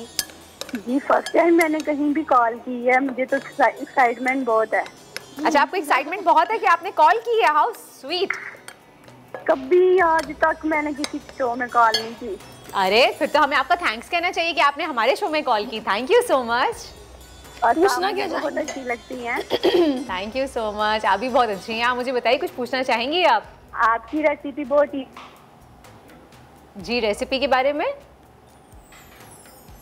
Line Fariya I think line drop हो चुकी है। बहुत स्वीट कॉलर थी। और मुझे लगा उन्होंने बोला आपकी रेसिपी बहुत छोटी सी होती है और अच्छा, मतलब छोटी सी होती है। हाँ हमारी कोशिश होती है कि भाई रमजान में हम शॉर्ट रेसिपी बनाएं। हम नहीं चाहते कि हमारी बहनें ज़्यादा टाइम किचन में ज़्यादा देर तक खड़ी हो। वैसे इतनी गर्मी है, इतनी गर्मी है, वैसी हालत बुरी हो जाती है। अच्छा चलें जी, मैं इसकी कोटिंग करूँगी लेकिन उससे पहले मैं यहाँ पे डालडा कुकिंग ऑयल फ्राइंग करने के लिए ऐड कर देती हूँ ताकि मीनवाइल डालडा कुकिंग ऑयल गर्म भी हो जाए। और यहाँ पे मैं आज आप देख रहे हैं शेफ़ के नॉन स्टिक कुकवेयर मैं यूज़ कर रही हूँ। एक वोक मैंने ली हुई है डीप फ्राइंग के लिए, कढ़ाई बनाने के लिए, चाउमीन बनाने के लिए, चाइनीज़ फूड बनाने के लिए बेस्ट है। ये वाली वोक मेरी फेवरेट होती है, मैं ज़्यादा कुकिंग अपनी इसी में करती हूँ ना, बहुत आसानी से हो जाती है। और शेफ़ पिछले 70 साल से पाकिस्तान में काम कर रहा है और ये पाकिस्तान का नंबर 1 ब्रांड है और पहला ब्रांड है जिसने नॉन स्टिक कुकवेयर बनाना शुरू किए थे और प्रेशर कुकर्स बनाना शुरू किए थे जी। और अब डालडा की बात कर लेते हैं। डालडा कुकिंग ऑयल मैं इसमें ऐड कर रही हूँ डीप फ्राइंग के लिए। एक तो डालडा की नोजल सबसे बहुत अच्छी है जो मुझे लगती है कि ईजिली आप ऑयल पोर कर सकते हैं, लेकिन मुझे यहाँ पे बहुत ज़्यादा ऑयल डालना है तो मैं इसको खोल के थोड़ा सा डाल दूंगी। डीप फ्राई कर रही हूँ, हम ड्रम स्टिक्स को डीप फ्राई करेंगे। अच्छा मेरा भी एक सवाल है आज फरदा। जी बोलिए। मुझे ये बताएं, मुझे ये समझ नहीं आता कि हम लोग जब अफ्तार के लिए बैठते हैं तो बहुत सारी चीज़ें होती हैं, फ्रूट चाट होती है, दही बड़े होते हैं और इसके अलावा हम लोग खाना भी रेडी कर लेते हैं साथ, क्योंकि फिर बाद में खाना खाया नहीं जाता कि बंदा ये सोचता है कि भी सारी में ही हम लोग खा लेंगे। ज़्यादातर इफ्तार जहाँ पे हैवी होती है वहाँ पे डिनर नहीं किया जाता। अच्छा डालडा के बारे में आपको बताती चलूँ कि डालडा पे पिछले 80 साल से माओं को बेहद भरोसा है। और सबसे अच्छी बात साइज की खास बात यह है कि डालडा अपनी क्वालिटी के साथ और सेहत के साथ किसी भी किस्म का कोई कॉम्प्रोमाइज़ नहीं करता। तो इसलिए और आजकल जब हम रमज़ान है तो रमज़ान में हमारी कोशिश होती है कि हम इबादत भी ज़्यादा करें, हम थोड़ा सा खाएं पिए भी ज़्यादा, हर चीज़ ज़्यादा होती है, प्यार मोहब्बत ज़्यादा बढ़ जाता है, सब लोग एक दूसरे को बहुत ज़्यादा इज्जत देते हैं, एहतराम देते हैं और बचत भी हम ज़्यादा कर सकते हैं डालडा के साथ। तो ये देखिए ये मैंने ऑयल यहाँ पे गरम पे लगा दिया है और हम इसको फ्राई करेंगे, इस पे कोटिंग करेंगे हम। और अच्छा, मेरा सवाल आपसे ये था कि करना क्या चाहिए, मतलब आप किस तरह मैनेज करती हैं? खाना साथ ही खा लेती हैं, इफ्तार हल्का बनाती हैं, या फिर बस हैवी डोज ही चलता है फिर? हमारे यहाँ तो सच बात है, मेरे घर में इफ्तार ही होता है कि इफ्तार में सब कुछ होता है, फ्रूट चाट, दही बड़े, समोसे, छोले की चाट, सब कुछ ही होता है। हमारे यहाँ भी ऐसा ही होता है। तो फिर लेकिन फिर खाना नहीं खाया जाता ना, खाना वाकई नहीं खाया जाता, खाने की गुंजाइश ही नहीं बचती। जो थोड़ा बहुत जो बच जाती है इफ्तार वो डाइनिंग टेबल पे रख देते हैं। जब 10 बजे तक रात को थोड़ा बहुत हल्की फुल्की भूख लगती है तो वो नहीं कहते हल्का गुलाबी कर लेते हैं, तो वो हल्का गुलाबी थोड़ा सा हो जाता है इस तरह से। सही। अच्छा, मैं पानी की बोतल ले लेती हूँ यहाँ से जी। और ये डीप फ्राई करने के लिए अच्छा खासा कुकिंग ऑयल वर्दा इसमें डालना पड़ेगा। के लिए कुकिंग ऑयल हमें ज़्यादा चाहिए होता है यहाँ पे। अच्छा, मैं यहाँ पे ये वाला बोल ले लेती हूँ क्योंकि इसमें मैं डिप करूँगी। ये देखिए। अच्छा, आप ठंडा पानी लीजिएगा, जितना चिल्ड वाटर होगा उतना अच्छा है। आप आइस कोल्ड वाटर लें, चिल्ड पानी लें, वो ज़्यादा बेहतर है। इसको वहाँ रख देंगी प्लीज़। अच्छा, अब हम क्या करेंगे, मिक्सिंग हमने पहले से कर ली है। जब तक ऑयल गर्म हो रहा है यहाँ पे मैं आपको बता दूं कि हमने करना क्या है। ये देखिए, आपने एक ड्रम स्टिक ली, ये ली, ये आपने ड्रम स्टिक ली, इसको हम कोट करेंगे, इसकी हम डबल कोटिंग करेंगे सहरिश जी। अब पता है, जब हम अक्सर कहते हैं ना एक क्रिस्प आता है और एक अच्छा सा, वो इस तरह से आएगा। ये देखिए, इस तरह से आपने कोटिंग की। अच्छा वर्दा, कोटिंग करी और मेरे जहन में कुछ सवालात भी आ रहे हैं, वो भी मैं साथ साथ पूछती हूँ। वर्दा, आपसे मुझे ये बताएगा कि आपने अभी ये नॉन स्टिक इसका बताया है, नॉन स्टिक बिल्कुल। अब ये हम लोग के घरों में आमतौर पर ये देखा गया है कि जब हम लोग ये यूज़ करने के बाद इसको वॉश करते हैं ना, तो इसके नीचे वो जो ऑयल बह जाने से निशान होते हैं वो नहीं जाते। आप अंदर नीचे बेस की बात कर रही हैं? साइडों पे, इसकी साइड्स पे आप उसी वक्त ही धोएंगी तो नहीं रहेंगे। कुछ लोग विनेगर और सोडा कुछ ऐसी चीजें। अच्छा, अगर आप उसकी बात पूछ रहे हो, थोड़ा सा जो ब्लैकिश जमा हो जाता है उसका पूछ रही है, तो वो यही है कि आप थोड़ा सा विनेगर डालें, उसमें बेकिंग सोडा डालें और उसके बाद आप उसको अच्छे से स्पंज से, लेकिन ये नॉन स्टिक है तो आप उसको जूना जो होता है उससे मत घिसिएगा वरना वो खराब हो जाएगा। स्टील वूल से नहीं घिसिएगा आप। आपने जो एक स्पंज के पीछे ग्रीन कलर का एक हिस्सा होता है, जो ग्रीन कलर का जो स्पंज वो होता है या फिर आपका होता है, उससे आप कर सकते हैं। अच्छा, ये देखिए, आपने देखा, ये देखिए, इसको थोड़ा सा दबाना है। जितने रिंकल चिकन की स्किन पे आएंगे उतने ही अच्छा क्रिस्पी आपका ड्रम स्टिक बनेगा। या आप रोस्ट के लिए भी आप यही सेम चीज़ अप्लाई कर सकते हैं। ये देखें, वरना जब फेस पर रिंकल्स आते हैं तो हम सब परेशान हो जाते हैं कि कैसे रिंकल्स को हटाएं, लेकिन चिकन पर रिंकल्स आना बहुत अच्छी बात है। ये देखें, इस तरह से। और ये मुझे लग रहा है अभी से कि बहुत जिस तरह के मसाले इसमें डले हैं ना, तो ये बहुत मज़े की ड्रम स्टिक्स बनने वाली हैं, बहुत ही मज़े की बनेंगी। मैं आपको एक दफ़ा और दिखा दूँ, ये देखिए हमने। अच्छा, और दूसरी बात ये, मुझे स्किन वाली ड्रम स्टिक नहीं मिली थी, लेकिन आई पर्सनली प्रेफर कि आप स्किन वाली ड्रम स्टिक यूज़ कीजिएगा, उसका बहुत अच्छा फ्लेवर आता है। अच्छा, ये बारबेक्यू जो चिकन सज्जी वगैरह में यूज़ होता है वो वाला? देखिए, सज्जी में भी हाँ, आप कुछ लोग सज्जी बगैर स्किन की यूज़ करते हैं, लेकिन स्किन वाली आप ड्रम स्टिक्स यूज़ कीजिए, इस पर स्किन होती है, वो यूज़ कीजिए। ये देखिए, एक्स्ट्रा आप इसको झाड़ लीजिए, फिर इसको आपने ठंडे पानी में डिप करना है इस तरह से, दोबारा से लगाना है, और फिर दोबारा से आपने इसको ये करना है, कोट कर लेना है। जितना आप इसको कोट करेंगे अच्छे तरीके से, अच्छा थोड़ा दबाना है हाथों से हमें इसको ना, ताकि इसमें अच्छे से ये डिप हो जाए और इसकी क्रम्स अच्छे से इसके बन जाए ना। ये कुकिंग का मुझे भी बहुत शौक है, जिसकी वजह से मेरे ज़हन में सवालात आ रहे हैं, जो प्रॉब्लम्स मुझे फेस करनी पड़ती हैं। मैंने कल भी वर्दा को कॉल की थी कि मुझे बताएं ये समोसा कैसे नहीं खुलेगा, कौन सी कोटिंग लगानी चाहिए कि समोसा ना खुले। अक्सर ख़वातीन का ये प्रॉब्लम होता है, समोसा खुल जाता है। तो कल मैंने समोसे बनाए और समोसा वाकई नहीं खुला। मुझे वर्दा ने बताया कि मैदा बहुत पतला भी नहीं, बहुत थिक भी ना हो, उसका आप लेप करेंगी तो ये बिल्कुल नहीं खुलेगा जी। अच्छा, डॉक्टर अली हारून न्यूट्रिशनिस्ट हैं हमारे साथ। अरीज, डॉक्टर अरीज हारिस भी हमारे साथ मौजूद हैं, आ रही हैं, स्टूडियो में हैं, वो आएंगी अभी, हम उनको भी ज्वाइन करेंगे और हम उनसे ही बात करेंगे। अस्सलाम वालेकुम, कैसी हैं डॉक्टर अरीज, क्या हाल है? आप कैसे हो? बिल्कुल ठीक, आप बताइए कैसी हैं डॉक्टर? और अब कैसे गुजरे रमज़ान आपके? हाँ जी, सॉरी, मैं आपकी बात कर रही हूँ। मैं ये सोच रही थी कि डॉक्टर साहब आ गई हैं, डॉक्टर हजरात जो हैं वो फ्राइड चीज़ों से मना करते हैं कि अवॉइड करें। तो आज हमारी जो रेसिपी है डॉक्टर साहब वो ड्रम स्टिक्स हैं, डीप फ्राइड ड्रम स्टिक्स। तो रमज़ान में खा लेनी चाहिए, कोई प्रॉब्लम नहीं है, खा लेना चाहिए फ्राइड वाला। और प्रोटीन हर चीज़ की बुरी होती है, प्रोटीन वाली चीज़ें जो है ना वो अच्छी होती हैं, प्रोटीन वाली चीज़ें अच्छी होती है, ज़्यादा हर चीज़ की बुरी होती है, एक्स्ट्रा नहीं आपने खाना चाहिए। अच्छा जी, हमारे साथ कॉलर भी मौजूद हैं साथ कराची से, उनसे भी बात कर लेते हैं। हेलो, अस्सलाम वालेकुम। वालेकुम। वालेकुम अस्सलाम जी। साथ कैसे हैं आप? क्या सवाल है आपका? मैं ठीक हूँ, कैसी हैं? बिल्कुल ठीक, अल्लाह का शुक्र। कुछ पूछना चाहेंगे? आगे प्रोग्राम की तारीफ करना चाहता हूँ। अच्छा, अच्छी चीज़ें पकाती हैं आप, अच्छे food. Thank you so much. और आप हमारे डॉक्टर्स भी आते हैं, आप उनसे भी कुछ सीखते हैं। हमारे पहले डेंटिस्ट आए थे, हमारे न्यूट्रिशनिस्ट आई हैं, आज भी न्यूट्रिशनिस्ट हमारे साथ हैं। लाइन ड्रॉप हो गई। तो ये लाइन क्यों ड्रॉप हो जाती है भाई? हाँ, हम थोड़ी बात करना शुरू करते हैं, लाइन ड्रॉप हो जाती है। लोग डर जाते हैं ना न्यूट्रिशनिस्ट का नाम न्यूट्रिशनिस्ट बंद करा देंगे। पता है बस रमज़ान में बहुत सारे लोग ये ट्राई करते हैं कि उनका वेट किसी तरीके से रिड्यूस होना चाहिए। खासतौर पर रमज़ान का फ़ायदा उठाते हैं क्योंकि पूरा दिन हम लोग फास्टिंग में होते हैं और बस अफ्तार और सहर में फिर हम कम खाते हैं। कुछ लोग सिर्फ ब्राउन ब्रेड यूज़ करते हैं, ना रोटी खाते हैं, ना चावल खाते हैं, ना फ्राइड आइटम्स खाते हैं कि हमें वेट रिड्यूस करना है। ये ठीक है? फ्राइड आइटम्स तो खैर वैसे अनहेल्दी हो जाते हैं, लेकिन अगर एक आप खा रहे हैं, क्योंकि अब हमारी जो है ना वो इफ्तार कंप्लीट नहीं होती जब तक कुछ फ्राइड ना हो। लेकिन ये कि उसके साथ आप बैलेंस करने के लिए कोई एक फ्रूट ले लें, कुछ स्मूदी ले लें, कोई आप दही का इस्तेमाल किसी चीज़ में कर लें, बीन्स ले लें, तो वो बैलेंस आउट हो जाता है, फिर मसला नहीं होता। अच्छा, ये बताइए कि हम कहते हैं कि जैसे आपने कहा कि कोई एक फ्रूट ले लें, अच्छा, और कहते हैं कि एटलीस्ट 3 सीजनल फ्रूट्स आप खाएं ज़्यादा बेहतर होता है। वो एक साथ जैसे हम फ्रूट चाट की फॉर्म में खा लें या फ्रूट सैलेड बना लें। ठीक है, चाट को हमने बदनाम कर दिया है because chaat is basically like आपने इसमें शुगर भी ऐड करनी है, आपको इसमें सब कुछ ऐड करना है।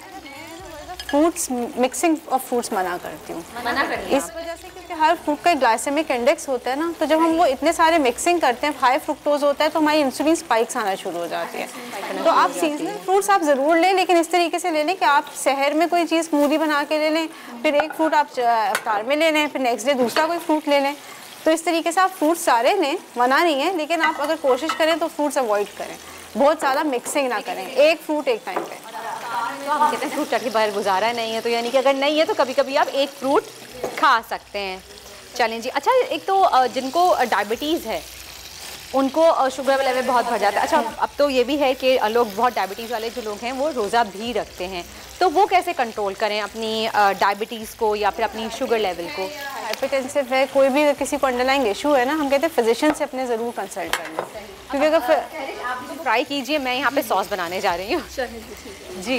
तो फिजिशियन अगर एडवाइस करते हैं कि रख लें रोज़ा तो ज़रूर रखें, उसमें ये कि अपनी मेडिसिन का ख्याल रखें और कॉम्प्लेक्स कार्ब्स लें सुबह सहरी में, ताकि कॉम्प्लेक्स कार्ब्स जैसे दलिया है, ग्लूटेन फ्री जो है आप कोई आटा यूज़ कर लो, बाजरे की रोटी बना लो, बेसन की रोटी बना लो, उससे ये होगा कि फिलिंग भी रहेगी और ब्लड शुगर लेवल्स ड्रॉप नहीं होंगे। जौ रोटी भी कुछ लोग खाते हैं, खा सकते हैं, जौ का सत्तू पीना चाहिए इफ्तार में, बड़ा अच्छा होता है, गर्मी की जिसका फाइबर कंटेंट फाइबर है। इवन अगर कोई वेट लॉस करना चाह रहा है तो उसमें ना डाले शक्कर या चीनी, आप वैसे बना के लेना उसका। अच्छा, मुझे एक बात बताइए डॉक्टर रीच, ये एक अक्सर मेजॉरिटी प्रॉब्लम आ रही है, हमें लाइफ कॉल्स भी बहुत आती हैं इस चीज़ को लेके कि आपको खट्टी डकारें जिसे हम कहते हैं कि वो आना शुरू हो जाती हैं सहरी के बाद स्पेशली, या फिर आप इस तरह की बर्ब आती हैं कि पूरा कहते हैं एसिडिटी वाला पानी आपको हो जाता है। एसिडिटी बहुत हो जाती है लोगों में, तो उसकी रीज़न ये है कि हम लोग खाने के फ़ौरन बाद सो जाते हैं ना सहरी में, तो सहरी में एटलीस्ट आप अगर हल्की चीज़ें लें, फ्राइड आइटम्स ना लें, सहरी में नहीं लें बिल्कुल भी, और आप मसाले कम यूज़ करें, तेल वाली चीज़ें कम यूज़ करें ना, तो आपको नहीं प्रॉब्लम होगा। रोटी कौन सी रिकमेंड करेंगी, बेसन की रोटी या फिर जौ की रोटी? अगर आप नॉर्मल बिल्कुल आटे की भी रोटी ले लें, कोई इशू नहीं है अगर किसी को, तो आप साइज़ उसका छोटा रखें और बहुत ज़्यादा जैसे पराठे हम लोग घी में तले हुए इस तरह की चीज़ें ना लें। सिंपल रोटी घर की बनी हुई, साइज़ छोटा हो उसका, उसके साथ आप कोई एग ले लें, आप कोई कबाब ले लें, एक प्रोटीन का पोर्शन रखें, एक कार्ब का पोर्शन रखें। चपाती आप ले लें, प्रोटीन ले लें थोड़ा सा, और कार्ब्स आप उसके साथ ले सकते हैं। सही जी। और आप ये देख सकते हैं हमारी चिकन ड्रम स्टिक्स फ्राई हो चुकी हैं, बहुत ही यम्मी। अच्छा, ये क्रिस्प देख रहे हैं आप जो जिसकी मैं बात कर रही थी कि ये देखें, ये जितने ज़्यादा ये रिंकल्स आएंगे ना उस तरह की इतनी क्रिस्पी इसकी स्किन ऊपर से हो। चलें जी, रेडी हो गया। अब इसका हम बनाएंगे बारबेक्यू सॉस। चलें, इसका हम बारबेक्यू सॉस बना लेते हैं। इसको मैं साइड पे रख देती हूँ यहाँ पे, इसको आप हेल्प कीजिएगा, ये ऑयल मैं यहाँ साइड पे कर दूँ, ये ध्यान से। चलें जी, इसके मैं बारबेक्यू सॉस बनाऊँगी अब, क्योंकि हम बारबेक्यू ड्रम स्टिक्स बना रहे हैं। अच्छा, इसके लिए मेरे पास है यहाँ पे बटर, 1 टेबल स्पून के करीब बटर है मेरे पास, वो इसमें ऐड कर लेंगे हम। चलें, ये देखिए, ये हमने बटर इसमें मेल्ट करेंगे और थोड़ा सा इसमें हम ऑयल भी डाल देंगे। अगर आपको लग रहा है कि बटर बहुत ज़्यादा जल रहा है, लेकिन इस वक्त पैन इज़ ओके, तो मैं ज़्यादा नहीं इसमें ऑयल ऐड कर रही। और हमारे साथ कॉलर ही मौजूद है जी। अस्सलाम वालेकुम जी। अखलाक साहब, आपको हमारी आवाज़ आ रही है? जी आ रही है। अस्सलाम वालेकुम। वालेकुम अस्सलाम जी। अखलाक साहब, जी हम लाहौर से आपका शो सारे घर वाले देख रहे हैं और जो आप बता रहे हैं बहुत अच्छा बता रहे हैं, मतलब बिल्कुल हम सीख रहे हैं यहाँ से। चलें जी, बहुत अच्छी बात है। हमारी कोशिश यही होती है कि अपने शो के जरिए आप कुछ सिखा दें और कुछ ऐसी हेल्दी टिप्स बता दें जो आपके काम आ जाए, तो हमारा काम ही यही है। बस दुआओं में याद रखिए। बहुत बहुत शुक्रिया। और अपनी तमाम फैमिली और देखने वालों से पूछिए, कोई सवाल कुछ करना चाह रहे हैं रेसिपी से रिलेटेड, हमारी न्यूट्रिशनिस्ट हमारे साथ मौजूद हैं डॉक्टर अरी, जिनसे कुछ पूछना चाह रहे हैं। अभी जो बता रही है वो भी फिलहाल वो सीख रहे हैं। मेरी अम्मी पेशावर में है, तो जो यहाँ पे जो मेरे भाभी या बहन है वो नहीं, उनको खाना वगैरह बिल्कुल नहीं आता, वो आपका प्रोग्राम देख रहे हैं शौक से। चलें जी, बहुत बहुत शुक्रिया, थैंक यू सो मच। देखते रहिए, अपना फीडबैक देते रहिए, जज़ाकल्लाह। अच्छा जी, अब ये देखिए मैं यहाँ पे इसमें, जी बोलिए, कुछ पूछना चाह रहे थे आप? चलें जी, अच्छा जी, लाइन चली गई, ड्रॉप हो गई है। अच्छा, अब इसमें मैं देखिए मैंने बटर मेल्ट किया, जैसे ही बटर मेल्ट हुआ है इसमें मैं हाफ कप मेहरान का बारबेक्यू सॉस ऐड करूँगी, क्योंकि हम इसको बारबेक्यू फ्लेवर देंगे। ये देखिए बारबेक्यू सॉस मैंने इसमें ऐड किया। मेहरान के बारे में मैं हमेशा बता चुकी हूँ आपको कि मेहरान में किसी भी किस्म के कोई भी आर्टिफिशियल कलर्स, फ्लेवर्स शामिल नहीं होते, और ये बहुत ही अच्छा इसका अरोमा होता है। इनके स्ट्रेट स्पाइसेस हैं, स्पाइस मिक्स हैं, इनकी एक बहुत ही वसी रेंज है मेहरान की स्पाइसेस की और स्पाइस की, रेसिपी मिक्स की। इनके डिज़र्ट बहुत मज़े के हैं और सॉसेज ही बहुत सारे आपके सामने, आप पूरी रेंज देख सकते हैं। अच्छा जी, हाफ कप मैंने इसमें सॉस ऐड किया है, बारबेक्यू सॉस। अब इसके बाद मैं इसमें ऐड करूंगी 1 tablespoon Thai sweet chilli sauce है मेरे पास, मेहरान का ही, वो ऐड करेंगे। जी डॉक्टर साहब, आप कैसे देख रही हैं ये जो हम लोग केचप का और सॉसेस का इस्तेमाल पकौड़ों के साथ और ये फ्राइड आइटम्स का बहुत ज़्यादा करते हैं? नहीं, उसके बगैर तो मज़ा ही नहीं आएगा। अच्छा, मेरे ख्याल में कोई ऐसी चीज़ होनी चाहिए होममेड जो कि ये मज़ा एटलीस्ट हमारा जो चस्का जिसे कहते हैं ना वो पूरा हो जाए। पुदीने की चटनी बनती है, टमाटर की चटनी बन जाती है, आलू बुखारे की बन जाती है। एंड मेरे ख्याल से अगर आप इसकी क्वांटिटी कम किसी भी चीज़ की करेंगे ना तो आपको हार्म नहीं देगी। हम लोग क्या करते हैं, हर चीज़ एक्सेसिव हाथ खुल जाता है हमारा। मैंने इसमें 2 टेबलस्पून हनी ऐड किया है, 1 टेबलस्पून मैंने इसमें स्वीट चिली सॉस डाला है, मेहरान का हाफ कप बारबेक्यू सॉस लिया है, और उसके बाद मैंने अब इसमें 2 टेबलस्पून साथ होगा ना आपका। तो हर एक अगर थोड़ा थोड़ा ही ले तो सही, अगर अब ये पूरा एक बंदा खा लेगा तो फिर तो एक्सेसिव हो जाए। हाँ, ये तो है। चलें, अच्छा ये देखिए सॉस में बबलिंग आना स्टार्ट हो गई, सिमर होना स्टार्ट हो गया है सॉस भी, आप देखिए। अब इसको मैं बंद कर दूँगी यहाँ पे, और ये ड्रम स्टिक्स मैं इसमें ऐड कर लूँगी और इसको अच्छी तरीके से कोट कर लूँगी। ये देखिए सॉस के साथ मैं ये कर रही हूँ। यमी, और ये जिसे कहते हैं ना कि जिससे मुंह में पानी आता है, माउथ वाटरिंग किस्म की रेसिपी है जो कि बिल्कुल रेडी हो चुकी है। हम लोग यही जानना चाह रहे थे कि हम लोगों की जो डाइट है वो क्या होनी चाहिए, स्पेशली रमज़ान में जब हम लोग सारी के लिए उठते हैं। तो अक्सर जिस वर्दा से लोग पूछते हैं कि हमें बहुत प्रॉब्लम होती है, दही खाने का वर्दा अक्सर रिकमेंड करती हैं, प्याज जिससे कम लगे और भूख की शिद्दत महसूस ना हो, उसके लिए कुछ आप अगर प्लान्स हमें बताएं, डाइट प्लान्स थोड़े से। है ना, उसका वाटर कंटेंट भी अच्छा है, वैसे भी दही नेचुरली प्रोबायोटिक है, तो आप रमज़ान हो, डाइट पे हो ना हो, आपको दही खाना चाहिए। एंड उसके अंदर आप थोड़ी सी इलायची डाल लें, या जैसे आप नमकीन लस्सी बनाते हैं आप वो ले लें, तो आपका जो है ना प्यास नहीं लगती आपको। दूसरा, मसाले नहीं यूज़ करें, चाय कॉफ़ी का इंटेक सहरी में ज़रा कम रखें, बिकॉज आप जितना कैफीन कंटेंट्स लें होता है कि आपको डिहाइड्रेशन। अनाउंस कीजिए कि जो लोग चाय के बगैर कहते हैं ना सहरी रोजा बंद होने वाला है, गर्मा गर्म चाय, जल्दी जल्दी तक चाय नहीं पियेंगे दिन भर सर पकड़ के बैठ जाएंगे, डिहाइड्रेट हो जाते हैं। वो क्यों? क्यों होता है? मैंने सुना है 1 कप चाय पियो तो 4 गिलास पानी पीने पड़ते हैं। किसी भी तरह की आदत हो कि जो हमारी हैबिट बन जाती है, हम उस हैबिट के अगेंस्ट कुछ करेंगे तो हमारी बॉडी रिएक्ट करती है, और रिएक्ट करने का वो एक सिम्टम होता है कि हमें हेडेक स्टार्ट हो जाता है। आप एडिक्टेड हो चुके होते हैं उसके इतना ज़्यादा। सही, कैफीन जो है वो ज़्यादा वैसे नहीं लेनी चाहिए, चाहे ग्रीन टी हो, चाहे कॉफ़ी हो, चाहे हो। कर दीजिए। चलें जी, ये देखिए ड्रम स्टिक्स हमारी रेडी हैं, मैं इसको फाइनल प्लेटर में अब निकालूंगी, और यहाँ पे मैं थोड़े से सैलड लीव्स लगा लेती हूँ, और ड्रम स्टिक्स बहुत ही ऐसी मज़े की खुशबू आ रही है सॉस की, बारबेक्यू की, के दिल से आ रहा है कि बस फटाफट अफ्तार का टाइम हो और हम बैठ के नोट्स पर बैठ के। अच्छा, आप एक काम और कर सकते हैं, आप ड्रम स्टिक्स को फ्राई करके रख सकते हैं, फिर एंड टाइम में जैसे ही इफ्तार का टाइम होता है तो फिर उसमें आप ये सॉस बना के आप इसको रख दें। और एक वर्दा अगर आप टोटका और बताएं कि जो हम लोगों का कुकिंग ऑयल बच जाता है उसको हम प्रिजर्व कैसे कर सकते हैं, इसको फ्रिज में रख दिया जाए, बाहर ही रख दिया जाए, क्या किया मैं प्रेफर नहीं करती, मैं टिश्यू पास कीजिएगा, मैं प्रेफर नहीं करती कि आप बहुत ज़्यादा मेरे पास DM भी आया था कि वर्दा हमारी अम्मी जो है वो कम से कम कहती हैं कि फ्राइंग कुकिंग ऑयल 10 दिन तक चलाएं। तो ये आगे के फ्राइंग आइटम बहुत ज़्यादा होते हैं। जब ऑयल आपका यानी आपको लगे कि बहुत डार्क येलो हो गया है, आपको चेंज कर देना चाहिए। एटलीस्ट 2 से 3 दफ़ा कुकिंग आपको ऑयल करनी चाहिए। स्मोक पॉइंट होता है, जब आप बहुत ज़्यादा उसको कुक करते जाते हैं ना, उसका स्मोक पॉइंट कम होता जाता है, लोअर होता जाता है। जैसे अगर ऑलिव ऑयल का ज़्यादा है, लेकिन अगर आप उसको ज़्यादा यूज़ करते हैं, जो पोमेस ऑयल होता है, तो उसको स्मोक पॉइंट नीचे आता जाएगा। तो एवरी टाइम यू कुक वो जल्दी बर्न आउट करेगा, वो जल्दी टॉक्सिन्स प्रोड्यूस करेगा। तो फर्स्ट टाइम जो ऑयल है वो टॉक्सिन्स देर से प्रोड्यूस करेगा, सेकंड टाइम आप उसको रीयूज़ करें वो जल्दी प्रोड्यूस करेगा। एक तरीका ये भी होता है कि जैसे आप इसके ऊपर ढकना रखेंगे तो आप देखें नॉर्मल जब बिल्कुल ताज़ा ऑयल डाला होगा, जब बिल्कुल क्लियर होगा ना, उसमें ऊपर कुछ भी नहीं आएगा। जब आप रीयूज़ करते हैं तो उसमें ऑयल बबल्स आना शुरू हो जाता है, और वो मतलब है कि वो टॉक्सिन्स प्रोड्यूस कर रहा है, वो हार्मफुल है। अच्छा मुझे ये बताइए, जैसे कि हमने ये एक दफ़ा इसमें हमने फ्राइंग की है, इसमें दोबारा फ्राइंग हो सकती है थोड़ी सी? 3 टाइम्स एक ऑयल जो है ना, मैक्सिमम 3 टाइम्स बस कर सकते हैं, उससे ज़्यादा आप नहीं कर सकते उसको यूज़। और ये देखिए यमी से मज़ेदार से। आखिरी सवाल मेरे ज़हन में आपके लिए डॉक्टर साहब आ रहा है, वो ये कि हम लोग पानी नहीं पी पाते ज़्यादा, और फिर पिंपल्स होते हैं रमज़ान में, क्योंकि इफ्तार के बाद हम पानी पीते हैं लेकिन ज़्यादा नहीं पिया जाता। 2 लीटर्स पीना चाहिए लेकिन सो जाते हैं। 2 लीटर्स तो 60 kgs अगर किसी का वेट है तो उसने 2 लीटर्स पीना है। किसी का कम है तो वो कम पिएगा, किसी का ज़्यादा तो वो थोड़ा ज़्यादा। लेकिन अगर आप 2 लीटर पूरे नहीं भी पी सकते ना, आप इलेक्ट्रोलाइट्स अच्छे रखें। यानी कि आप 2 ग्लास सहरी में लें, उसमें थोड़े से सॉल्ट्स कोई डाल लें, 2 से 3 ग्लास आप जो है इफ्तार के बाद ले लें। Thank you so much doctor Areej, thank you so much. और ये देखिए बारबेक्यू ड्रम स्टिक्स रेडी हैं, आप इफ्तार में इसको एंजॉय कीजिए। बताइएगा कैसी लगी आपको हमारी आज की रेसिपी। जब तक डाला दस्तरखान इतना ही, ओवर टू यू तलहा।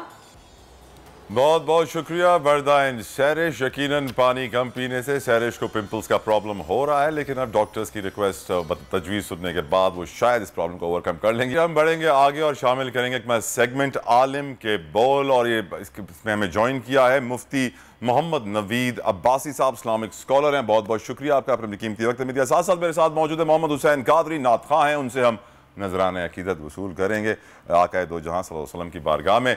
और आज 12 रमज़ान है, और रमज़ान में जब भी आलिम के बोल आता है तो मैं हमेशा कोशिश ये करता हूँ कि इस्लाम को समझना, दीन की रोशनी में, शरीयत की रोशनी में सबसे पहली चीज़ जो आपको समझनी होगी वो है शान रसूलुल्लाह आक़ा दो जहां रहमतुल्लिल आलमीन नबी करीम मोहम्मद मुस्तफ़ा सल्लल्लाहु तआला अलैहि वसल्लम और अहले बैत की शान। अगर हमने आका की शान नहीं समझी तो हम कुछ भी समझ नहीं पाएंगे। सबसे पहली चीज़ समझना आका की शान है। हज्जतुल विदा के खुतबे से एक बड़ी ज़रूरी चीज़ मैं आपको सुनाना चाहता हूँ, जो नबी करीम सल्लल्लाहु अलैहि वसल्लम ने फरमाई कि जिसकी नीयत आखिरत हासिल करना है, अल्लाह सुब्हानहू व तआला उसके दिल को गनी कर देता है और उसका पेशा उसके लिए काफ़ी हो जाता है। और दुनिया उसके पास आती है तो इस हाल में आती है कि अपना नाक घसीट कर आती है। और ये बात मैंने पहले भी अपने प्रोग्राम्स में की है कि नीयत आधा दीन है। मुफ्ती साहब, नीयत कितनी ज़रूरी चीज़ है, नीयत में कौन सी चीज़ें हैं जो लाजिम होनी चाहिए कि आप अपने आप को मोमिन या मुसलमान कह सकें? नहमदुलिल्लाह सल्ली अला रसूलिल करीम, अम्मा बाद, बिस्मिल्लाहिर्रहमानिर्रहीम। बहुत शुक्रिया जनाब आपका, और बड़ी खुशी है कि जब भी आपको सुनते हैं, आपके साथ बैठने का मौका मिलता है, तो मोहब्बत रसूल सल्लल्लाहु अलैहि वसल्लम की खुशबू हमें चार सू बिखरी हुई नज़र आती है। लोगों को चाहिए कि ये जो मोहब्बत नबी अलैहिस्सलाम की, अहले बैत अतहार की आप बिखेरते हैं, उसे उन मोतियों को चुनकर अपने घर में रखें और घर के अंदर उस खुशबू को फैलाएं, अपनी औलाद को सिखाएं। आक़ा करीम सल्लल्लाहु अलैहि वसल्लम का फरमान है, इन्नमल आमालु बिन्नियात, आमाल का दारो मदार नीयतों पर है। हज़रत सैयदना फ़ारूक़ आज़म रावी हैं, दीगर सहाबा किराम ने इसको रिवायत किया है कि अगर कोई आदमी दुनिया के लिए नीयत करता है कि मुझे ये मिल जाए, ये मिल जाए, तो उसको मिल जाएगा। और अगर कोई आदमी नीयत करता है आखिरत के लिए, अपनी भलाई के लिए, तो उसे वो मिलेगा। ये इसलिए कहा गया कि अमाल का दारो मदार नीयतों पर है। मैं कोई अमल कर रहा हूँ, बज़ाहिर नमाज़ पढ़ रहा हूँ, और अगर मेरी नीयत ये है कि मैं अल्लाह की इबादत कर रहा हूँ, उसको राज़ी रख रहा हूँ, वो परवरदिगार मेरा माबूद हकीकी है, तो ये इबादत है। और अगर यही नमाज में इसलिए पढ़ रहा हूँ कि लोग देखेंगे मुझे माशाल्लाह हाजी और गाजी और पता नहीं क्या कुछ कहेंगे, तो उस पर भी नबी अलैहिस्सलाम का फरमान मौजूद है कि क़यामत का दिन होगा, क़यामत के दिन नमाजी, हाजी और गाजी, शहीद ये जहन्नम में जाएंगे। अब ये हैरान कर देने वाली बात है कि ये लोग जहन्नम में क्यों जाएंगे? तो उसकी वजह ये होगी कि वो दुनिया में ये अमल इसलिए सर अंजाम देंगे कि उनको नमाजी हाजी गाजी कहा जाए, उनकी तमन्ना तलब ना उसके पेश नज़र खुदा का खौफ, ना मोहब्बत रसूल, ना आखरत की कोई फ़िक्र। तो जब वो इस नहज पर अमल करेंगे तो वो वहाँ जाएंगे। तो इसलिए ज़रूरत इस बात की है कि हम सबसे पहले तो अपने पेश नज़र, जैसा कि आपने आगाज़ में कहा कि सारी चीज़ तो उसकी बुनियादी मोहब्बत रसूल पर है। और कुरान मजीद फुरकान हमीद हमें क्या दर्स देता है? कुरान कहता है लक़द कान लकुम फ़ी रसूलिल्लाहि उस्वतुन हसना, अलबत्ता ताकीक तुम्हारे लिए रसूलुल्लाह सल्लल्लाहु अलैहि वसल्लम की ज़िंदगी बेहतरीन नमूना है। उस्वा हसना यानी बेहतरीन उस्वा वो नबी अलैहिस्सलाम की हयात तय्यबा में पोशीदा है। अगर हम उस दर पर हाजिर हों, उस चीज़ को पेश नज़र रखें, नबी अलैहिस्सलाम की ज़िंदगी जब हमारे पेश नज़र होगी तो हमारी मुश्किलात आजकल जो हैं, परेशानियाँ मुल्की सतह पर, आलमी सतह पर, वो हल हो सकती हैं। लेकिन हमें कायद, रहबर, रहनुमा हर लिहाज से हुजूर अलैहिस्सलाम की ज़ात को बनाना होगा। अगर हम ये बना लेंगे तो कामयाबी हमारा मुकद्दर बनेगी, वगरना हम जितना चाहें अपनी लफाजी कर लें, जितना चाहें लोगों को खुश कर लें, हमारा मन पाकीज़ा नहीं होगा। मन कब पाकीज़ा होगा? नीयत कब अच्छी होगी। यानी नीयत अच्छी करने का दर्स क्या है, जो आपका सवाल है कि हमारी नीयतें अच्छी हो जाएं। कहीं ना कहीं तो नीयत में खोट आ जाती है, तो आपको पलट के दरे मौलाए मुर्तज़ा पर जाना पड़ेगा कि बंदे को लिटा दिया, वो काफिर है, तलवार चलाने लगे, उसने थूक दिया, ये रिवायत मौजूद है, तो आपने उसको छोड़ दिया और क्या कहा? कि पहले तो मैं तुझे मार रहा था अल्लाह की रजा के लिए, अब मैं अली तुझे मारूंगा, अगरचे ये बात भी मैं किबला आपके गोश गुदार कर दूं, अली के वहमो गुमान में, उसके तसव्वुर में भी अल्लाह ने उसको इतना पाकीज़ा बनाया है कि अली के तसव्वुर में भी ये बात नहीं आ सकती कि मैं ज़ात के लिए कर रहा हूं। लेकिन आपने ये अपना अमल लोगों के लिए मशअले राह बनाया है कि जहां ख्याल भी गुजरा कि मेरी ज़ात का मामला है तो वहां छोड़ दिया। कहा हम तो करते अल्लाह के लिए, हमारा निज़ाम जिंदगी का चलता है अल्लाह के लिए, मुस्तफ़ा के लिए, अपनी ज़ात के लिए नहीं। तो यहाँ हमें पता चलता है कि देखें, नीयत जिहाद की थी तो जिहाद पर ही फोकस था, लेकिन जब बात अपनी आने का अंदेशा हुआ, खुद को नहीं कि कोई ये कहेगा आपने उसको छोड़ दिया या वो ये ख्याल करेगा, तो यहाँ हमें इस दर से अपनी नीयतें ठीक करने का भी मौका मिल सकता है। हम रसूलुल्लाह सल्लल्लाहु अलैहि वसल्लम की मोहब्बत हमारे सीनों में जागुज़ी हो, अहले बैत अतहार की मोहब्बत हो। जब ये मोहब्बतें जागुज़ी हो जाएंगी तो फिर मैं नहीं समझता कि नीयत ख़राब होगी, फिर नीयत खुद ब खुद दुरुस्त हो जाएगी। सुभान अल्लाह, सुभान अल्लाह। कॉलर है हमारे साथ, जी पूछिए, क्या सवाल पूछना चाहेंगे? वलीद लाहौर से। जी अस्सलाम वालेकुम। जी वलीद भाई, वालेकुम अस्सलाम, पूछिए। जी मेरा नाम वली खान है, लाहौर से बोल रहा हूँ। जी वली भाई, मेरा सवाल ये कि शिर्क के बारे में कुछ मालूमात दी थी, शिर्क किसे कहते हैं? शिर्क के बारे में मालूमात, यकीनन बहुत बहुत शुक्रिया आपके सवाल का वली भाई। बड़ा आपने एक सवाल ऐसा पूछा है जो तकरीबन हम सब मुसलमानों को क्लियर है कि ऑफकोर्स अल्लाह ताला, अल्लाह सुब्हानहू व तआला के साथ किसी को भी शरीक करना एज रब शिर्क कहलाता है और बिल्कुल इसकी ममानियत है, बिल्कुल नहीं करना चाहिए, बहुत बड़ा गुनाह है। लेकिन एक अजीब सी बात है अब्बासी साहब, हमारे मुआशरे में, हमारी सोसाइटी में लोग शिर्क से बड़ा डरते हैं, जबकि फतह मक्का के बाद आका दो जहां नबी करीम सल्लल्लाहु अलैहि वसल्लम ने वाज़ेह कह दिया कि मुझे अपनी उम्मत से शिर्क का डर नहीं है, अब माल के पीछे भागेंगे और किस चीज का डर? आप बताइए सर। बहुत खूब आपने इशारा किया माशाल्लाह। मैं ये गुजारिश करूंगा कि देखिए, इन्न शिर्का लज़ुल्मुन अज़ीम, शिर्क सबसे बड़ा जुल्म है, इससे बड़ा कोई जुल्म नहीं हो सकता। वही आपने वजात फरमा दी कि अल्लाह की ज़ात के साथ किसी को शरीक ठहराना। आज भी दुनिया में मुशरिक मौजूद हैं जो बुत बनाकर उनकी परस्तिश करते हैं, हम उनकी बात नहीं कर रहे।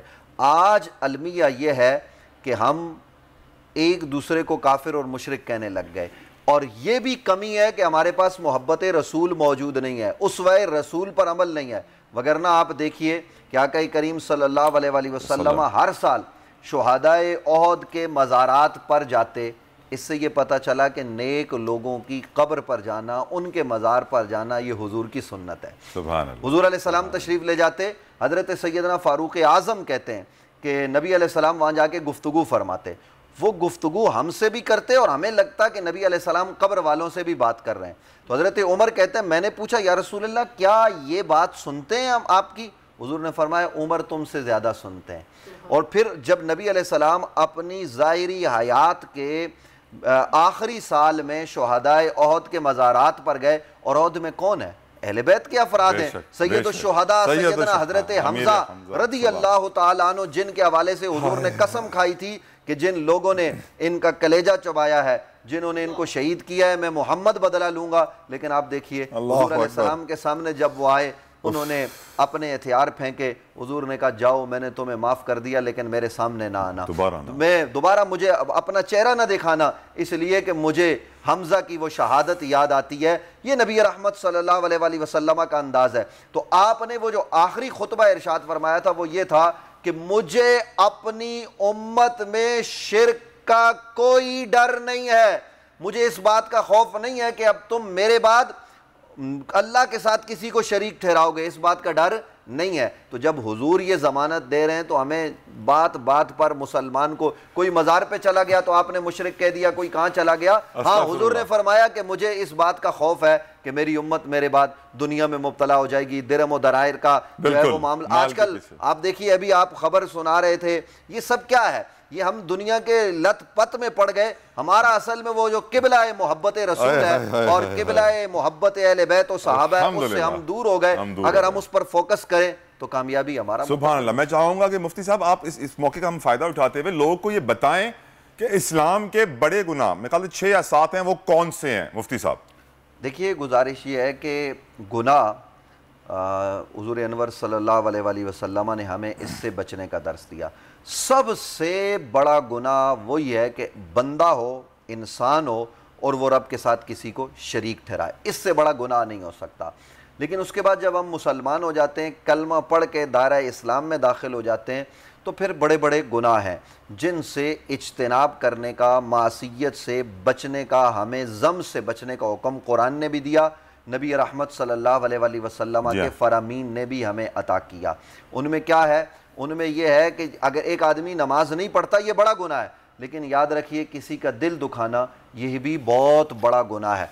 इसी तरीके से मुसलमान के एक मुसलमान भाई की गैर मौजूदगी में उसकी पीठ के पीछे गीबत करना, ये बहुत बड़ा गुनाह है। किसी मुसलमान को कत्ल करना ये जुल्म अजीम है, ये बहुत बड़ा गुनाह है।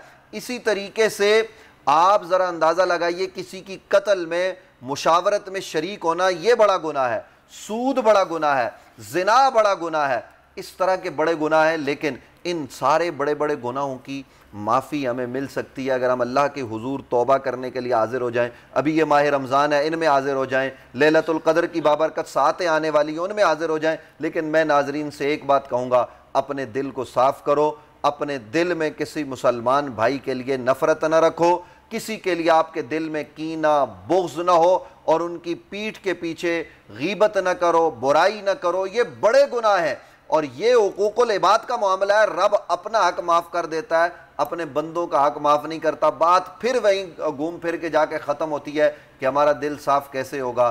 तो हमारा दिल साफ़ तभी होगा जब दिल में मोहब्बत रसूल होगी, नबी अलैहिस्सलाम का इश्क होगा और अहले बैत अतहार हमारे पेशे नज़र होंगे। तो फिर हमें वहाँ ये भी तरीका नज़र आता है कि जालिमों ने जुल्म किया, जालिमों ने, ये जुमला मेरा नाजरीन गौर से सुनिएगा, जालिमों ने जिस्मों पर घोड़े दौड़ाए और जो जुल्म वो कर सकते थे कायनात में उन्होंने वो जुल्म किया। उन मसालिम के बाद एक मौके पर हजरत इमाम सज्जाद सैयदना हजरत अली बिन हुसैन बिन अली, जिन्हें दुनिया ज़ैनुल आबिदीन के नाम से जानती है, उनके पास एक आदमी आया और आकर कहने लगा कि पानी दीजिए, खाना खिलाइए। आपने पानी भी दिया, खाना भी खिलाया। वो बीच में कहता आपने मुझे पहचाना नहीं, आपने मुझे पहचाना नहीं। बार बार उसने कहा, आपने कहा वो बात रहने दे। लेकिन जब वो उसका इसरार बढ़ा तो आपने कहा मैं तुझे कैसे भूल सकता हूँ? तुम वो लोग हो जिन्होंने हमारे ख़ानदान के अफराद पर घोड़े दौड़ाए, हमारा खाना पीना बंद किया, पानी बंद किया। अली असगर को पानी न मिल सका, अली अकबर जो शबीए मुस्तफ़ा थे उसके जिस्म अतर पर तुमने घोड़े दौड़ाए। वो तुम्हारा तरीका था और हमारा तरीका, हम अहले बैत हैं, तुम हमारे पास आए हो, हम तो जुबान पर हरफ शिकायत भी नहीं लाते, हम तो खिलाने वाले लोग। सुभान अगर अल्लाह, हम उस सुभान दर अल्लाह, पर झुक सुभान जाएं, अल्लाह। आज हमारे सारे मसलों का हल हो जाएगा। तला भाई मुझे ये जुमला कहने दीजिए, आज हम किसी होटल में जो है ना वो लोग पकड़ के एक बुजुर्ग को मारने लग जाते हैं, दूसरी तरफ मस्जिद में घुस के मौलवी साहब की दाढ़ी काट दी जाती है। ये सारे मामलात एक दूसरे को गालम गलोच किस बुनियाद पर? जनाब हमारे सियासी लीडर के खिलाफ बोले, हमारे सियासी लीडर के खिलाफ बोले, बोलने पर हम गालम गलोच पर उतर आते हैं। माह रमजान में मैं ये बात अर्ज करना चाहता हूं यहां बोल न्यूज के इस प्लेटफॉर्म से कि जरा गौर तो कीजिए, इससे बड़ा जुल्म क्या होगा कि सैयद शुहदा सैयदना इमाम हुसैन खानदान रसूल की मुकद्दस मुतहर कलियों को जनाब मसला गया, लेकिन उसके बाद भी अगर कोई ज़ैनुल आबिदीन के पास आया, सिर्फ ज़ैनुल आबिदीन के पास नहीं, इमाम बाकिर के पास आया, हजरत जनाब इमाम जाफर सादिक के पास आया, इमाम ज़ैद बिन अली के पास आया, जितने ये अइम्मा इनके पास कोई आया तो आने वाले को इल्म भी मिला, खैरात भी मिली, दुआ भी मिली, और उनको कोई जवाब ये नहीं मिला कि तुमने ये किया था, कहा तुमने जो किया वो तुम्हारा तरीका था, हम औलाद रसूल है, हमारा तरीका ये है। तो अगर हम इस दर को पकड़ लें तो हमारे सारे मसले हल हो जाएंगे, सियासी भी, समाजी भी, माशरती भी, अखलाकी तौर पर भी, घरेलू भी, सारे मसले हल हो जाएंगे। सुभान अल्लाह अब्बासी साहब, सुभान अल्लाह। यकीनन आपकी बात सुनने के बाद मैं हैदर करार, मुश्किल कुशा, फातेह खैबर, हजरत अली अल मुर्तज़ा का एक कॉल आपके साथ शेयर करूँगा। दुश्मन के पास भी जाओ तो अपनी खुशबू फैला के आओ। अल्लाह ताला हमें इस पर अमल करने की तौफीक अता फरमाए। निम्रा लाहौर से हमारे साथ मौजूद है टेलीफोन लाइन पर। निम्रा, अपना सवाल पूछिए प्लीज। हेलो, अस्सलाम वालेकुम। वालेकुम सलाम। जी, मेरा सवाल ये है कि जो रमजान में जो लोग फोत होते हैं, ये आप मुझे बताएंगे इनका हिसाब होता है कि नहीं? किस चीज का हिसाब मेरी बहन? कि मतलब इनका अल्लाह ताला हिसाब लेता है, मतलब आखिरत में जब ये अपना अल्लाह ताला हिसाब लेता है तो रमजान के बाद इनका हिसाब शुरू होता है कि अल्लाह ताला इनको माफ कर देता है? अल्लाह ताला बेशक हर किसी का हिसाब लेगा, इसमें कोई शक नहीं है निम्रा। और हिसाब लेना अल्लाह ताला क़यामत के रोज लेगा, लेकिन अल्लाह ताला गफूर रहीम है, अरहमर राहिमीन है। ये अल्लाह ताला का इस्तेकाक है कि वो जिसको चाहे माफ कर दे। और मैं अब आगे बढ़ूंगा और मैं चाहूंगा कि नात खां को मौका दूं। मेरे साथ मौजूद है मोहम्मद हुसैन कादरी साहब। कादरी साहब बिस्मिल्लाह कीजिए, अपना नजराना पेश कीजिए। एक मैं ही नहीं उन पर कुर्बान ज़माना है, जो रब्बे दो आलम का महबूब यगाना है। और कल पुल से हमें जिसने खुद पार लगाना है, कल पुल से हमें जिसने खुद पार लगाना है,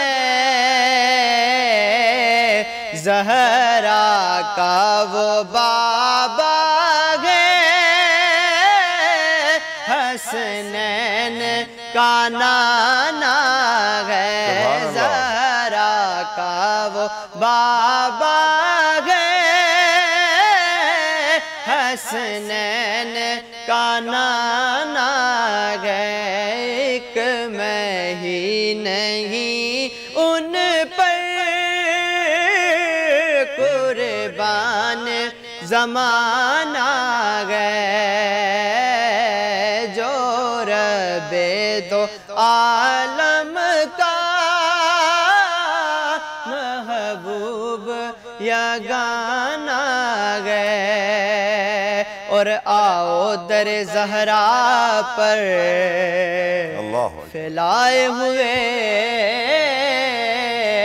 दामन, आओ दर ज़हरा पर हुए दामन, है नस्ले करीमों की लजपाल घराना एक मैं ही नहीं उन पर कुर्बान ज़माना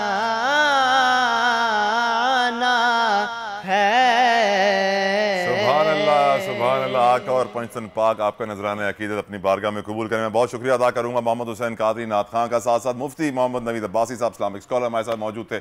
आपने बड़ी खूबसूरत बातें की, अल्लाह ताला कबूल करे आपकी ये नेकियां। यकीनन बहुत बड़ा ये मनसब होता है, मकसद होता है कि आप दुनिया तक अल्लाह रब्बुल इज़्ज़त का पैगाम पहुँचाएं, नबी करीम सल्लल्लाहु अलैहि वसल्लम का पैगाम पहुँचाएं। आगे बढ़ते हैं, अब हम बात करेंगे, हमेशा की तरह हम बात करते हैं अपने प्रोग्राम के इख्तिताम में इफ्तार के हवाले से तैयारियाँ हो रही हैं और मुखय्यर हजरात फूड स्ट्रीट्स पर इंतज़ाम करते हैं। क्या सूरत हाल है? इस्लामाबाद में ज्वाइन कर रही हैं आमना अली। आमना बताइए, आप इस वक्त कहाँ पर मौजूद हैं, क्या तैयारियाँ देख रही हैं? वफाकी दारुल-हुकूमत की अगर बात की जाए तो इफ्तार के लिए इस वक्त तमाम तरह तैयारियों का अमल शुरू हो चुका है। इस वक्त आप स्टॉल्स देख सकते हैं जहां पर जलेबियां तैयार हो रही हैं, पकोड़े, समोसे, कचौरियां, तमाम तरह चीज़ें जो इफ्तार के लिए रखी जाती हैं, खाई जाती हैं, तैयार हो रही हैं। इस वक्त हमारे साथ शॉपकीपर मौजूद है, इनसे जान लेते हैं। सर बताइएगा, सबसे ज़्यादा क्या चीज़ सेल आउट हो रही है? बात जी ये जो चीज़ लोग क्या चीज़ें लेकर जाते हैं बैकग्राउंड में नज़र आ रही हैं, सारी चीज़ें सेल होती हैं। हमारी ये गरम जलेबी भी चल रही है, गरम कचौरी भी बन रही है और साथ ये समोसे पकोड़े हर चीज़ जो है लोग खुशी खुशी लेकर जाते हैं। कोई बहस तो नहीं करते रेट्स के हवाले से? जी बिल्कुल, हमारा रेट जो है बिल्कुल जायज़ है और कोई गाहक भी है जो वो जो है वो कंप्लेन नहीं करता।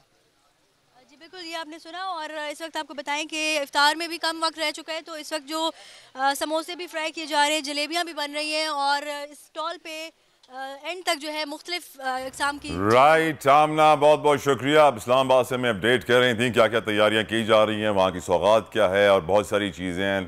Thank you so very much for updating us. अब बढ़ते हैं मेरे फेवरेट सेगमेंट जाने से, हम कहते हैं तारीख़ इस्लाम में बोल। हमें वर्दा ज्वाइन कर चुकी हैं स्टूडियो में, वेलकम बैक। डालडा के दस्तरखान में आपने बेहतरीन समोसे बनाए और ड्रम स्टिक्स बनाई, लेकिन अब आपको हम कुछ दीन की बातें बताते हैं, तारीख़ इस्लाम के बारे में बताते हैं। नबी करीम सल्लल्लाहु तआला अलैहि वसल्लम ने फरमाया, मेरे रब ने मेरी उम्मत में से मुझे 70,000 मुसलमान ऐसे दिए हैं जो जन्नत में बगैर हिसाब के दाखिल हो जाएंगे। हुजूर हज़रत उमर रज़ियल्लाहु ताला अन्हु ने अर्ज़ किया कि या रसूलल्लाह, क्या अच्छा होता अगर हुजूर इस तादाद से ज़्यादा के मुतालिक सवाल करते। हुजूर ने फरमाया, मैंने ज़्यादा के लिए इस्तदा की और मेरे रब ने इस कदर अता फरमाया। इस कदर की वजाहत करते हुए हुजूर ने अपने हाथों को खोल दिया और दोनों बाजुओं को फैला दिया। और उमरो बिन हज़म अल-अंसारी रज़ियल्लाहु ताला अन्हु से मरवी है कि 3 दिन तक नबी करीम सल्लल्लाहु ताला अलैहि वसल्लम ये मामूल रहा कि सिर्फ नमाज पंजगाना के लिए मस्जिद में तशरीफ़ लाते और नमाज से फरागत के बाद फिर खलवत नशीं हो जाते। चौथे दिन हुजूर पुरनूर हस्ब मामूल तशरीफ़ लाए। हमने अर्ज़ की, या रसूलुल्लाह सल्लल्लाहु अलैहि वसल्लम, हुजूर 3 दिन तक हमसे अलग थलग रहे, यहाँ तक कि हमें अंदेशा लाहक हो गया कि कोई हादसा वकू पजीर हो गया है। आका नबी करीम सल्लल्लाहु अलैहि वसल्लम ने इरशाद फरमाया, यानी ए मेरे सहाबा, फिक्र अंदेशे की कोई बात नहीं, बड़ा दिल खुश हुआ है, वाक़या रू पजीर हुआ है। मेरे रब ने मेरे साथ ये वादा फरमाया है कि मेरी उम्मत से 70,000 को बिला हिसाब जन्नत में दाखिल फरमाएगा। मैंने अपने रब से कई दिन तक इस तादाद में इजाफे की इल्तिजा करता रहा, बस मैंने अपने परवरदिगार को बड़ा अजीम और करीम पाया। अल्लाह ताला ने इन 70,000 के अलावा इनमें से हर शख्स के साथ 70,000 अता फरमाए हैं जिन्हें हिसाब लिए बगैर जन्नत में दाखिल किया जाएगा। अगर खवातीन व हजरात आप 70,000 को 70,000 से ज़र्ब देंगे तो 4.9 अरब लोग बिना हिसाब किताब के, बिना सवाल और जवाब के जन्नत में दाखिल किए जाएंगे। नबी करीम आका दो जहां रहमत लिल आलमीन, वजह तख्लीक कायनात मोहम्मद मुस्तफ़ा सल्लल्लाहु ताला अलैहि वसल्लम के वसीले से, उनकी शिफात से, जो हस्ती आपको उस वक्त मदद कर सकती है जब अल्लाह गजबनाक मूड में होगा, तो वो आज भी मदद कर सकती है वर्दा, और उनसे हमेशा मदद मांगनी चाहिए। हमेशा मदद मांगनी चाहिए। और छोटा जिक्र करती चलूंगी, बिल्किस ईदी की तबीयत बहुत ज़्यादा ख़राब है, आप उनकी सेहत तंदुरुस्ती के लिए दुआ कीजिएगा। इसी के साथ ही आज का शो ख़त्म करते हैं, फिर कल सुबह मुलाकात होगी आपसे। देखते रहिए दुनिया बोल है रमज़ान स्पेशल। अल्लाह हाफ़िज़।